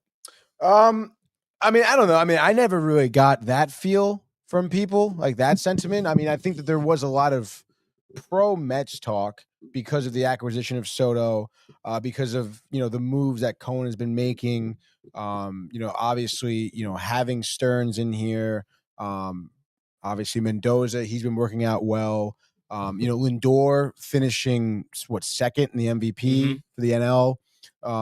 Alonso having this big year, expecting to have Kadai Senga for the entire year, your ace somewhat, I think, and, just the general buzz around Mets or as an organization, what Cohen wants to do around Citi Field as well. And yeah, I mean, there were players like Nimmo, obviously, when asked about it in the media, he's like, yeah, of course. Like, I want to be like, we want the Mets to be New York's team. Like, we don't want to be like little brother or whatever quote he said. I'm kind of paraphrasing here. So yeah, I think that was a narrative for the Mets, but I don't know. I don't think that there was a narrative where it was like you can't be rooting for a good year as a Yankees fan. Not rooting, or but just expecting a good year. But yeah, like, I mean, you got Jeff Passan saying that they're not going to make the playoffs, and I don't know. You don't even think. I'm not even talking about own Yankee fans. Just there's just like this like general narrative of like, oh no, this is going to be a bad year. Like, it's all doom and gloom. Like, it's like, oh, for you to be optimistic, why should you be optimistic? Like, that's the sense that I got, like, listening to like all of the, the fan, ESPN radio. I mean, that's just a general feeling that I got. And I was just expressing to JD that was just frustrating that, like, before the season even starts, you're going to go into a year like that when it's not like it was like being unrealistic that you had a team that like should be like last in the division. Like, you know what I mean? So that's what just pissed me off going into the year. I mean, yeah. I mean, listen, I understand, not having Soto, Cole being injured, I mean, those are two blows that you have to figure out for sure and fill in the void there. Which is why I think people did think like, oh, like Yankees, I don't know, like why would you be rooting for them? Or why would you think they would make the playoffs and succeed in the postseason? And I think on top of that, you also had a lot of pro Dodgers. I mean, that's probably what I heard the most. Even in terms of Mets, like we were talking about that like, too. Even if the Mets make the playoffs, sure, but like no one's getting past the Dodgers. Like what? Like and they're better. The Dodgers roster is better. And you may have Kershaw, you have Dustin May healthy. Like obviously, you may have Ohtani be, as a pitcher, so I think that was also, I think, a huge argument, which I think definitely overshadowed what the Yankees could do. And I think people generally, I mean, you heard my takes. I mean, yes. I mean, do I think the Yankees, have a little bit of a tough road come playoff time? Sure. But in terms of the division, I think the division's definitely wide open and they can certainly win their division and make the playoffs. And I would count on that. I know maybe the Red Sox are somewhat heating up right now. You never know with Toronto, I suppose. The extension, who knows? The sweep by the Mets, though. But I mean, listen, they're not great. I mean, your bullpen is a little shaky. Your starters are a little bit either too old or too inexperienced there. Francis had some problems. Your batters didn't do great. Vlad didn't have a great series by any means. So I mean, yeah, there's a lot left to be desired there. We know how old the team is too. I think Scherzer's already on the IL, right? So, yes. They're gonna have lots of problems. And like I said, Red Sox, Bregman, Buehler, whatever, the young guys, but you never know. I mean, a series against the Yankees, I mean, it's almost a flip of the coin anytime. You have a rivalry like that. So I don't know. I mean, I didn't get that there was like Yankees had no chance. And if someone did say that, then that's just ridiculous. Yeah. No, I mean, it was just, like I said, it was just so annoying. And we were talking too with JD about the whole Dodger thing, that it's like, have we not been watching sports or, not even just baseball, but sports in general? It's like the best paper team doesn't win every year. And there's a reason why there hasn't been, back-to-back champs in a quarter of a century. Like, it's not just like, just win because you have a great roster. And not to say that they don't have one of the best rosters, but also the people saying that their team's better than the 98 Yankees. Well, it's like that team won 3 years in a row. So like you have to actually like do that before you could say that. So I just think it's just a lot of, preseason stuff, people getting ahead of themselves. Dodgers looking really good, though. Dodgers looking really good, but lost the series to the Phillies. That's the thing. Like, it's like, okay, just because they are technically better than the Phillies, would it be like a meteoroid striking us right now if the Phillies beat them in 7? No. I mean, playoffs. The Phillies are a top 5 team in the NL. That's what I'm saying, though. That's the type of stuff that I just can't stand. And then Ernie says, that's why I'm going so hard. They had Boston ahead of us, like the disrespect, LOL. And I completely agree with that. And I'm looking forward to playing the Red Sox. And, I saw that I had it on a screen last night. They had the doubleheader. They sweeping the Cardinals, came back late, and then scored like 18 runs against them on Sunday Night Baseball. Devers finally starting to hit. But, let's go. I'm excited to get those games underway. But we obviously have the game against the Tigers today. And, I mentioned Rodon versus Mize. So I'm sure a lot of lefties, especially at the top, of the lineup today. It'd be interesting to see if they still go with Goldschmidt leading off, or because I know they like Judge in 3, but if maybe they go with Ben Rice leading off. Ben Rice has been great, and that's one of the things that I feel like has really, I'm hoping anyway, at least for now, kind of silenced those doubters. A lot of questions. Oh, these guys go. I mean, all of the younger guys have had pretty good starts to the year. Whether we're talking about Volpe, Dominguez, Ben Rice has been unbelievable. Austin Wells has had a few big hits as well. And even Oswaldo Cabrera, the last time he got a start, he had 3 hits. And then you saw Peraza come through yesterday. So that's why you feel good. I mean, the bottom of that lineup producing, and that's something that you're going to look for today. And I would think, Cabrera and Rice will be back in there. So it'll be interesting to see what they do. And Casey Mize, the former, I don't think it was number 1 overall pick, but former top pick, was great in his only outing so far this year, not giving up a run, 5 2/3 innings. But he's not an overpowering guy. And I like the fact that, getting a right-hander here, after struggling against Heaney yesterday, I think the bats will wake up despite, the temperatures being frigid in Detroit. And I think Carlos Rodon, who's been up and down his 2 starts, obviously was great on opening day, struggled last time out against Arizona. And the thing you look at, 6 walks over 11 1/3 innings. You want to keep those free passes down. But I think he can bounce back against a, Detroit offense that has a couple, good hitters in it, but I don't think is overpowering it by any means. So this is a game where, I would expect Rodon to give you 6 innings, maybe give up 2 earned runs, strike out 8. And I think that should be more than enough for the Yankees to win this game. The total is set at 8.5 here. I think it's going to go under that, just because I don't think the Tigers get any runs, off the bullpen. As I'm getting 10 texts at one time. Wow, dude. But I'm gonna say 6-2. I like that as a score here. So just on the under. But I'm gonna say the Yankees take game 1 here in Detroit, and this one on at 3:10 on the Yes Network. Yankees -165, total 8.5. Yankees in the under. Let's swing the bats today. Let's jump on the board early, kind of play with the lead rather than having to come back, like we did yesterday. So that's my prediction there. What are your thoughts on today? I think Kadai Senga. I think Senga's gonna make minced meat of the Marlins lineup today, to be honest. We saw it, his most recent start, against Miami here. And let me just double check. I just want to make sure the number is right, dude. Let's see. 5 innings, pitch 2 earned runs, 1 home run, but 8 Ks over the course of those 5 innings.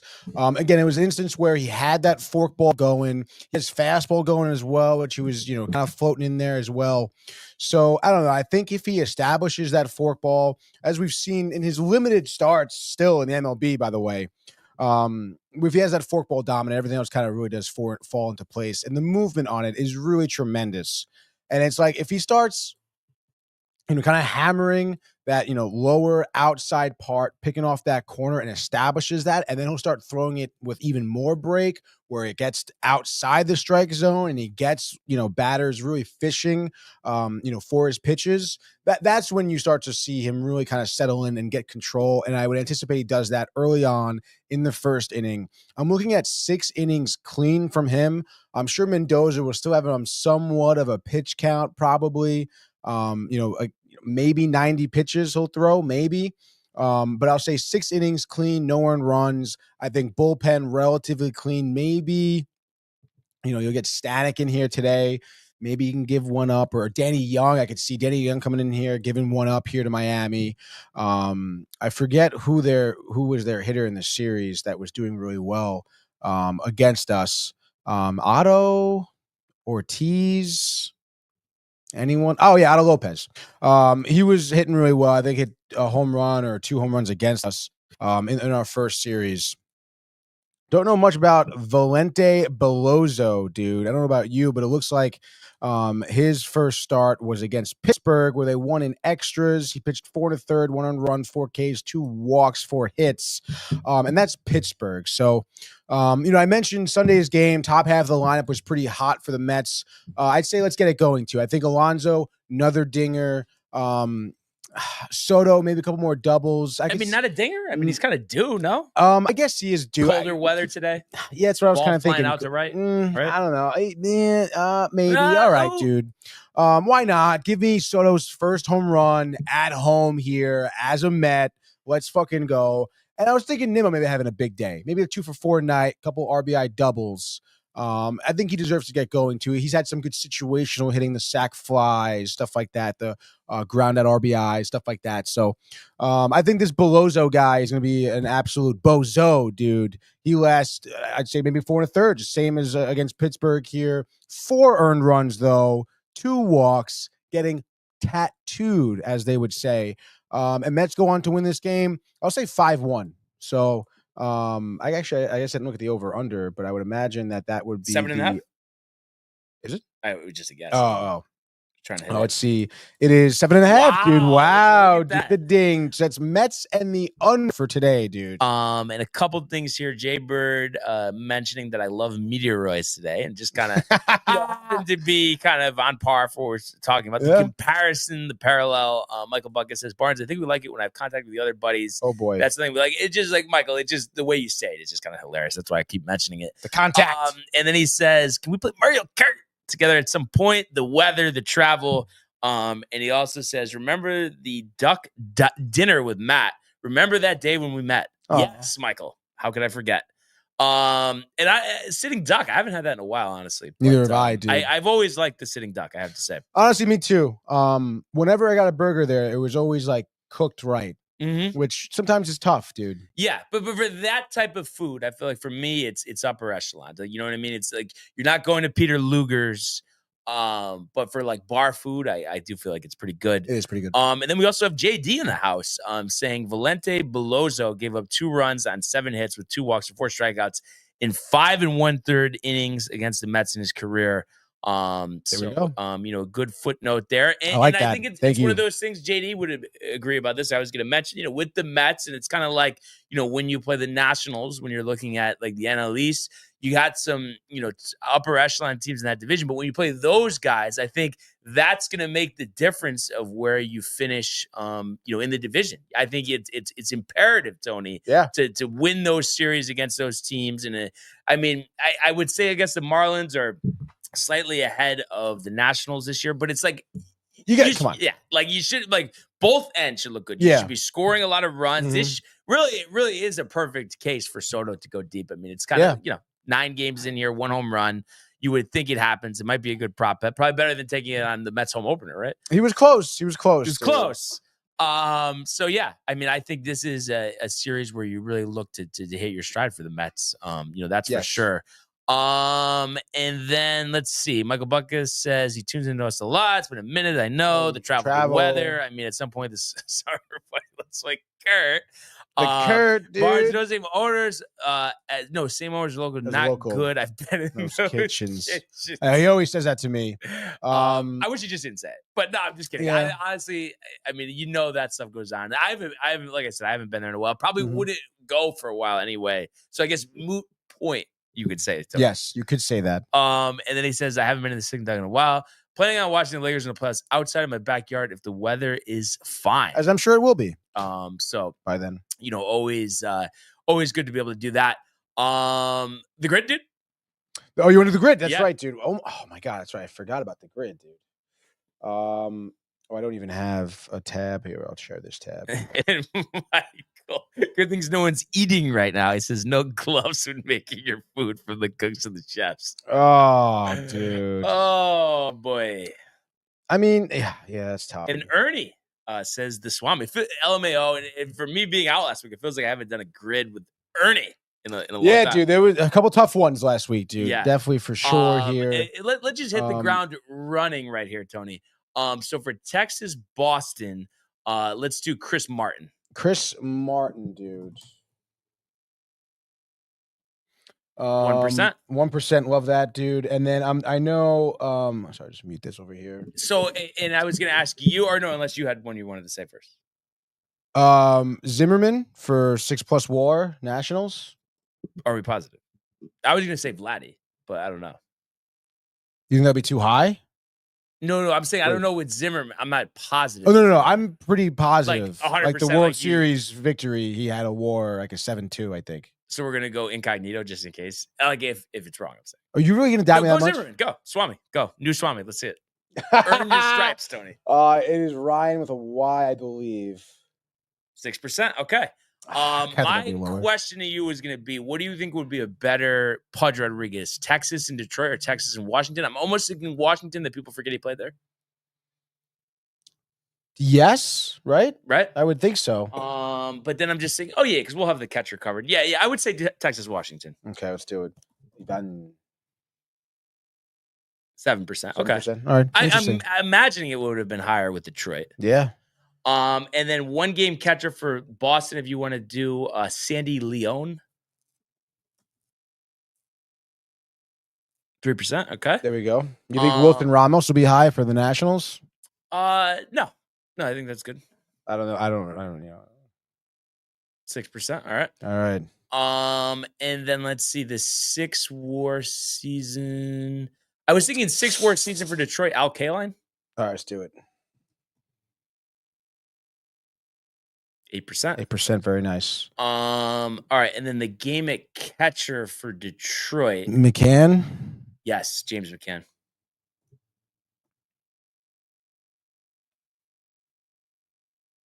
4%. Nice.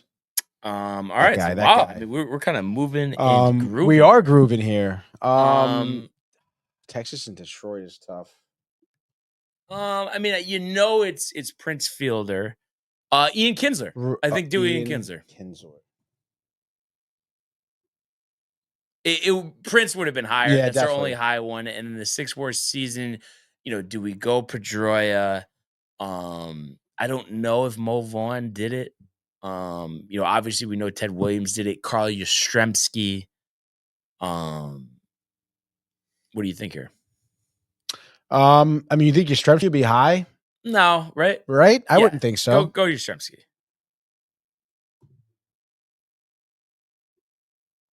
What was their score? I can't see it. 56. It says 7% for Yastrzemski. I mean, not bad. Not bad at all.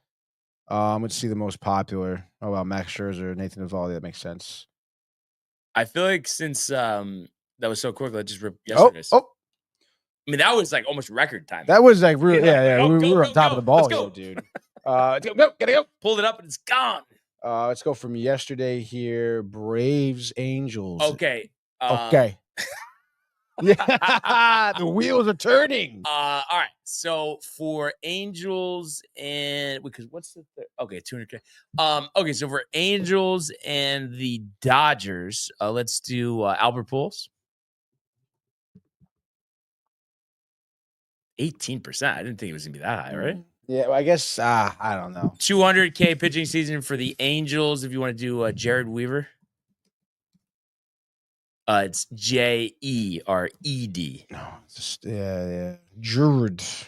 21%. Jeez. Well, I guess right? how many? Well. All right, and then let's see. White Sox and Braves. Or White Sox, Dodgers. You want to do Wilson Benjamin? Yeah.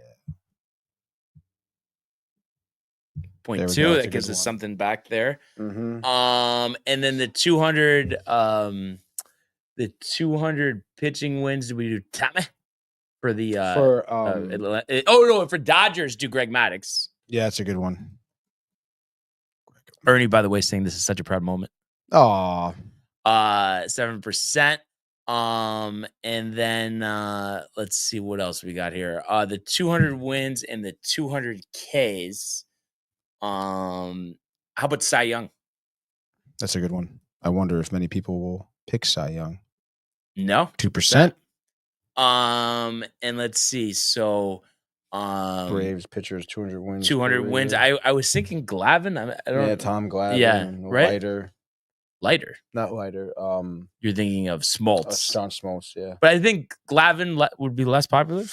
You think so? I don't know, kind of, but it's up to you. No, let's do Tom Glavine. 22. I mean, I think all those guys are probably high. Yeah, of course. And then let's see the White Sox, Braves, and the White Sox, the Braves and the Angels. Okay, so Braves, Angels, Simmons, but is it too high? And then I'm trying to think of like other pitchers, relievers, Angels, catchers. Gio Urshela? Wasn't he on both teams? Angels and Braves? I think so. I don't know about the Braves, but I know he's on the Angels. No, he was on the Braves. Do it. He was? Yep. How about that? Dang, dude. All right, so 2 left. The White Sox with the 200 Ks.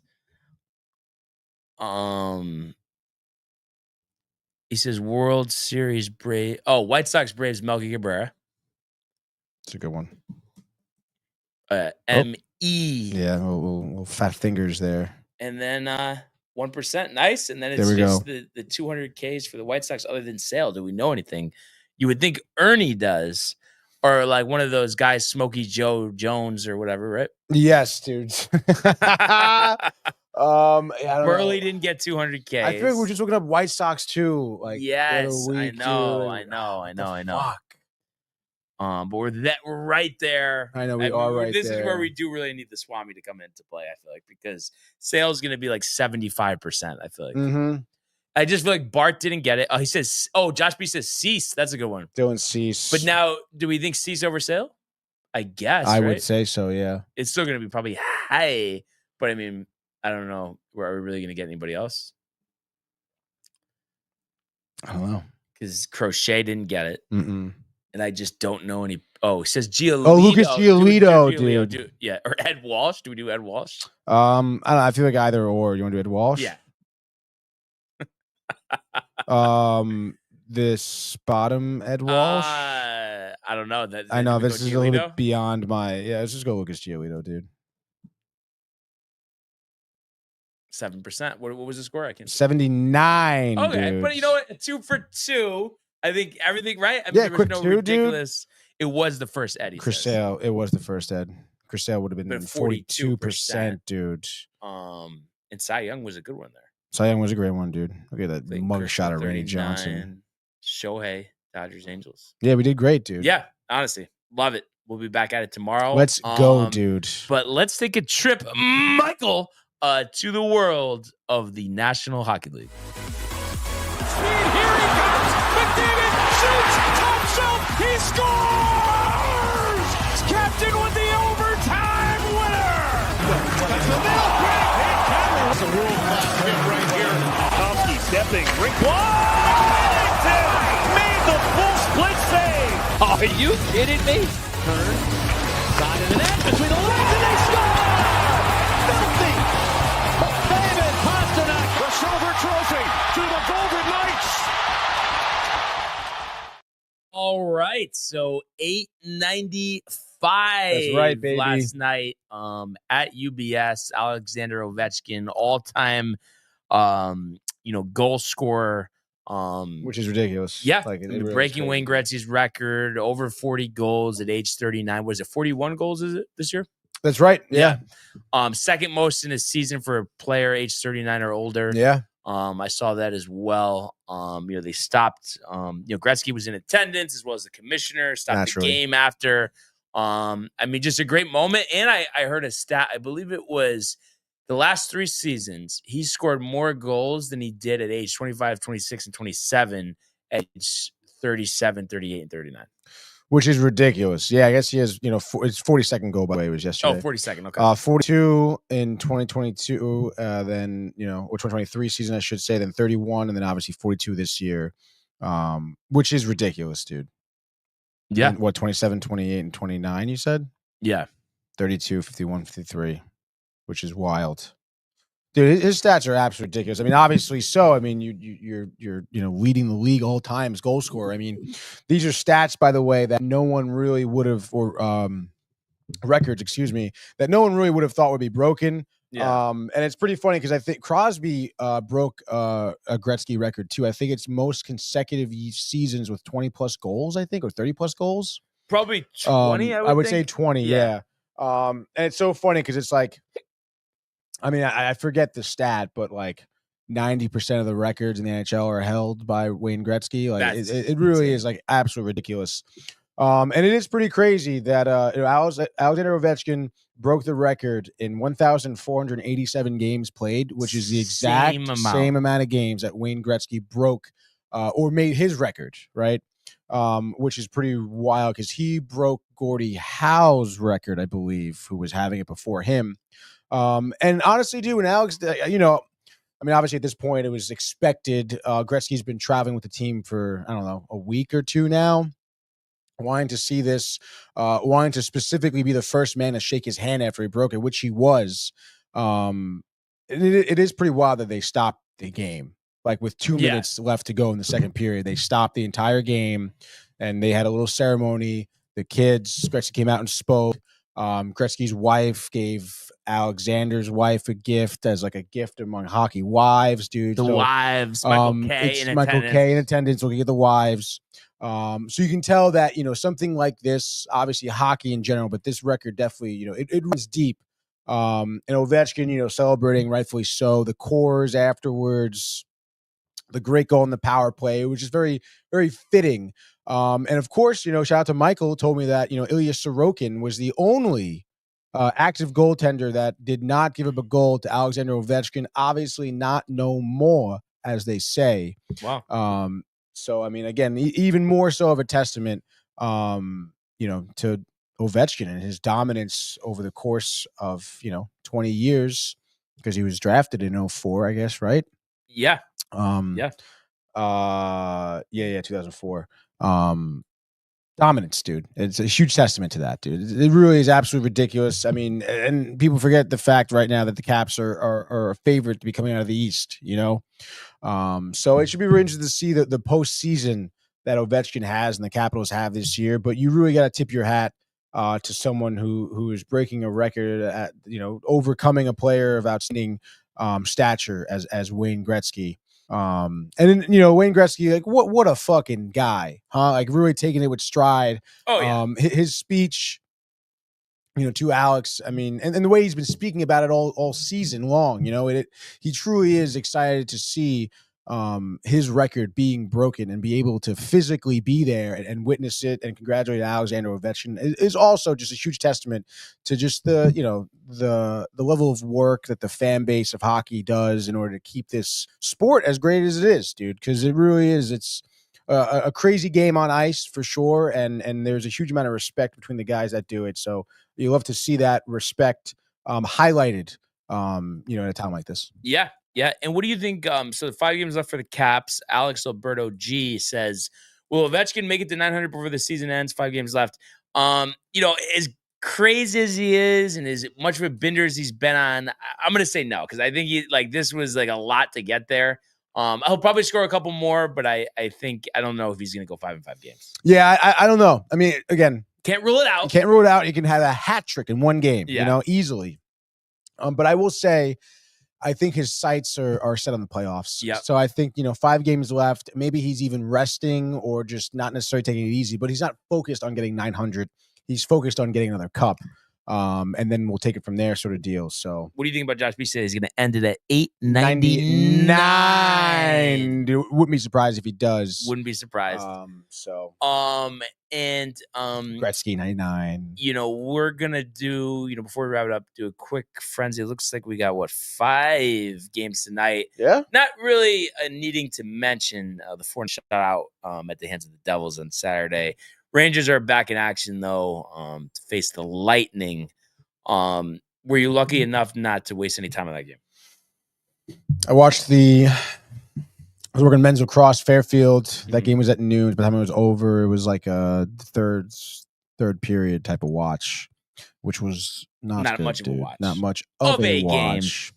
And it's unfortunate, dude. They kind of, were making good pushes, but it's just enough. Enough is enough. The house, a lot of changes. Have to do it. I mean, like 0 for 2 in the power play. Short end goals. 2 for 42. The dumb, right? yeah, 2 for 42. No, I think it's 2 for 42. And 242. 242. And then the dumbass turnovers in your own zone. Yeah. I mean, it's like, give me a fucking break here, honestly, dude. So like, come on. Then of course it's like, Canadiens going on a little 5-game win streak now. Yeah. They're like 6 points ahead of you. It's obviously it is, and you're playing a team in Tampa Bay that has been just humming recently. Right. So it's over. That's it. It's tough, dude. And I'm looking forward to the cleaning of the house, getting some new blood in here. Cleaning of the house. Let's just do it. So we will have to see what happens. But like I said, 5 games on the docket, good enough to do a Monday edition of the Frozen Frenzy. Brought to you by the Hirsch Law Firm. Right you are, Brian. And right you are with the 5 games here on Monday.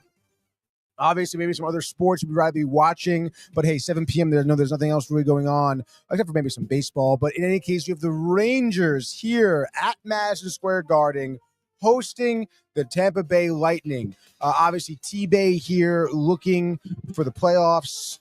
Maybe another cup run. Who knows, dude? Nikita Kucherov, their prime player to watch. 112 points on the year, 33 of them coming from goals. So a big setup man for who? Well, Braden Point has been his primary setup man, who has 39 goals on the year. T-Bay coming in at minus 150, over under 5.5. So they are the road favorites, as the Rangers here are the home dogs. Rangers dropping 3 of their last 5, most recently being shut out for the second time this year by the Devils, by the way, 4-0. Tampa Bay lost in a shootout against Buffalo. Before that, they won 3 in a row, though, so they're looking for a bounce back probably. But what do you have for this game here, Ryan? I'm going to say 5-1 Lightning. Rangers have packed it in. Laviolette and Drury, walking carcasses, Tony. Wouldn't be surprised if there's a lot of Lightning fans there, or just not a lot of fans in the building. Tickets as low as $49. According to ESPN. So I'm going to say it's going to be the Lightning and the under. Oh, man, it really does suck to really see the season slip out of our hands here. But I'm gonna go on a little bit of a whim here. I'm going to say the Rangers are going to take this one. I think maybe T-Bay, overlooked spot. Shesterkin is someone you can lean on heavily. He's been obviously a bright spot here. So I think he comes up absolutely huge.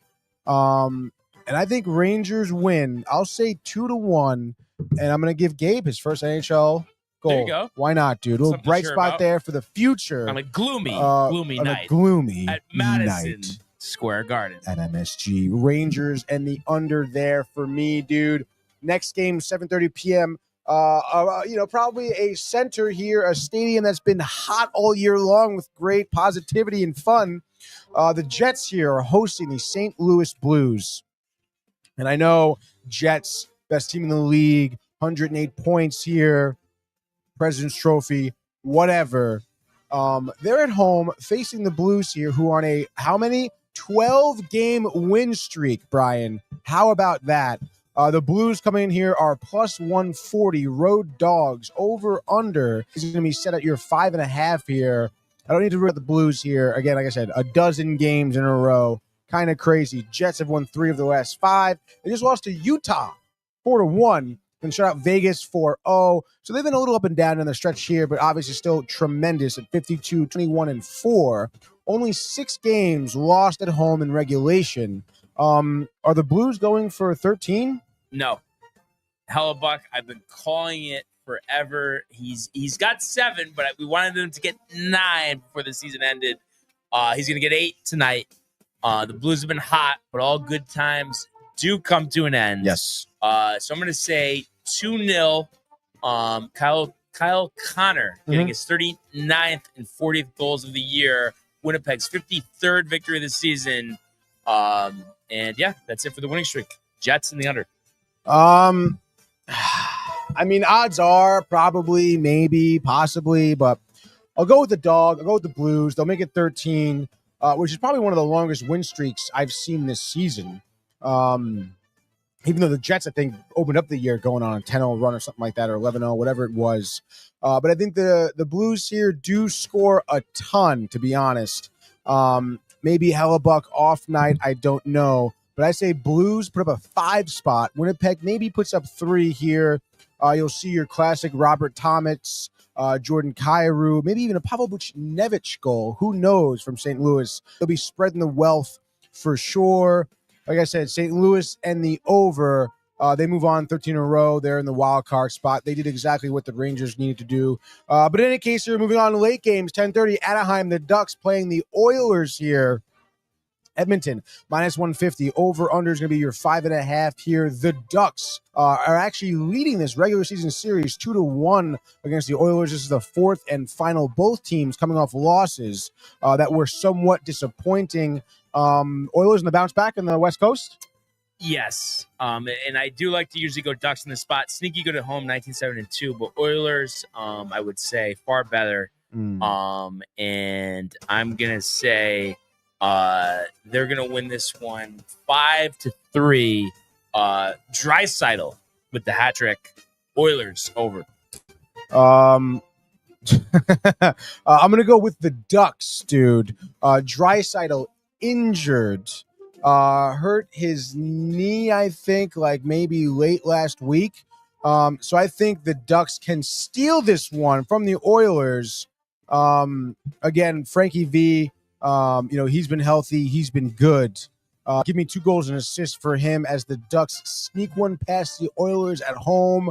I'll say 4-3. Oilers can still score. So give me Ducks and the over. Next game here, the second of the third of our late night here. Let's go to the Kings. LA hosting the Seattle Kraken. Seattle plus 190 over under. If I'm guessing, because my page is loading, is 5.5, and it is, dude. Kings just came off a big win against Edmonton, shutting them out 3-0. They're on a 4-game win streak, outscoring their opponents. Wait for it, 19, Brian, to 4 in their last 4 games. Kraken on a 2-game win streak of their own, outscoring their opponents 10-1. So I guess both teams heating up at the right times right now. Even though Kraken's eliminated, they're out. Doesn't really matter. But they're scoring a lot. Kings, a great home record. Is it chalk here? Yes, absolutely. Right, has to be. 34-4 they will be after winning tonight. Kraken had a big game, I think 5 in the first the other day, but not at Crypto.com here. Kings, Kemp, 2 goals and an assist, 3-1. Kings in the under. Yeah, give me chalk for the Kings. I think it's ugly. I think it's 6-0 shutout. Another one for the Kings. Tack them on. They're going to be trouble in the Western Conference playoffs. In any case, let's move to the final game here. Let's go to another team out of the West who's been eliminated. The San Jose Sharks, dude. They take on the Flames here. And I know the Flames, another team who's been in the running for the wild card.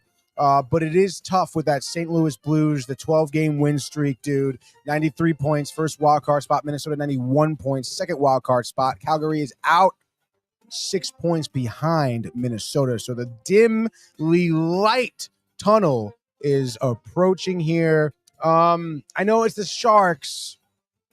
Plus 175 at home, over under 5.5. What do you got here? Sharks. 5-4 overtime. Celebrini, not the hat trick, but 4 goals. Really his coming out party as a rookie here to get to 25 on the year. Crazy game, crazy value. Sharks in the over. Sharks trying to avoid that 6th loss in a row. I say they don't. I think it's going to be Calgary here bouncing back after OT loss against Vegas the other night. Give me Flames. Chalk it up. 3-1 Flames and the under, Brian. And just like that, there's your Monday edition Frozen Frenzy. What a frenzy. What a bittersweet frenzy it is. Should be prepping for playoff hockey. It is, dude. But more than likely, we're not. We're lacking. And as the theme of the day, more likely to be prepping for the meteorite shower. We are lacking, dude. So, yeah. I mean, here we are, and I feel like everything just flew by. I just wanted to mention on the way out, did catch a couple of the last final holes yesterday at the Valero. Brian Harmon, I believe, 4th career PGA Tour victory. Correct. The high winds, everybody was struggling there. Crazy. Wins it at 9 under par, and shot a 75 to win the tournament. That's how conditions are very rough, tough, dude. But good prep work there for Augusta. So obviously we'll do a full preview on Wednesday. Can't wait. Can't wait for that. The music. You want it? I mean, you went to the board and then I just didn't hear anything. At Augusta National. Wednesday morning. Ryan Barnaby, Anthony Materiello, Jim Nance, Michael Butka. It is going to be a time. Perhaps we can have Iron Eagle call in. Or what about the peach ice cream bars? Maybe those will be here waiting as we start the show. Nice chicken salad sandwich. Or what about a $3 beer? Wow. IPA or lights? All right. But yeah, honestly excited for that. Congrats to Hammond. But yeah, I'm pumped for that. And on the way out, Michael's saying tickets should be free. Michael Butka, SBC Restaurant in Milford has good shit. Let's all go there, boys. The Masters, Nance, the voice, the looks, yada, yada, yada. But yeah, that's really where we're at. But I have to say, a great first show back here from the hiatus. And Utah. Really enjoyed talking to all you guys. But we encourage everybody to continue to comment, like, and subscribe. All of the archives of the YouTube page from Michael Renee and Jay and Costume, the merch at DowntimeTV.com. Want everybody to enjoy the day, enjoy the games. Let's go Yankees! Let's go Mets and Rangers! And we will see you mañana. Hey guys, Tony here from Downtime TV checking in. I want to thank all our fans out there who's been liking, subscribing, sharing our content. You guys are the best. You guys are our bloodline. You make us love what we do. Thanks again.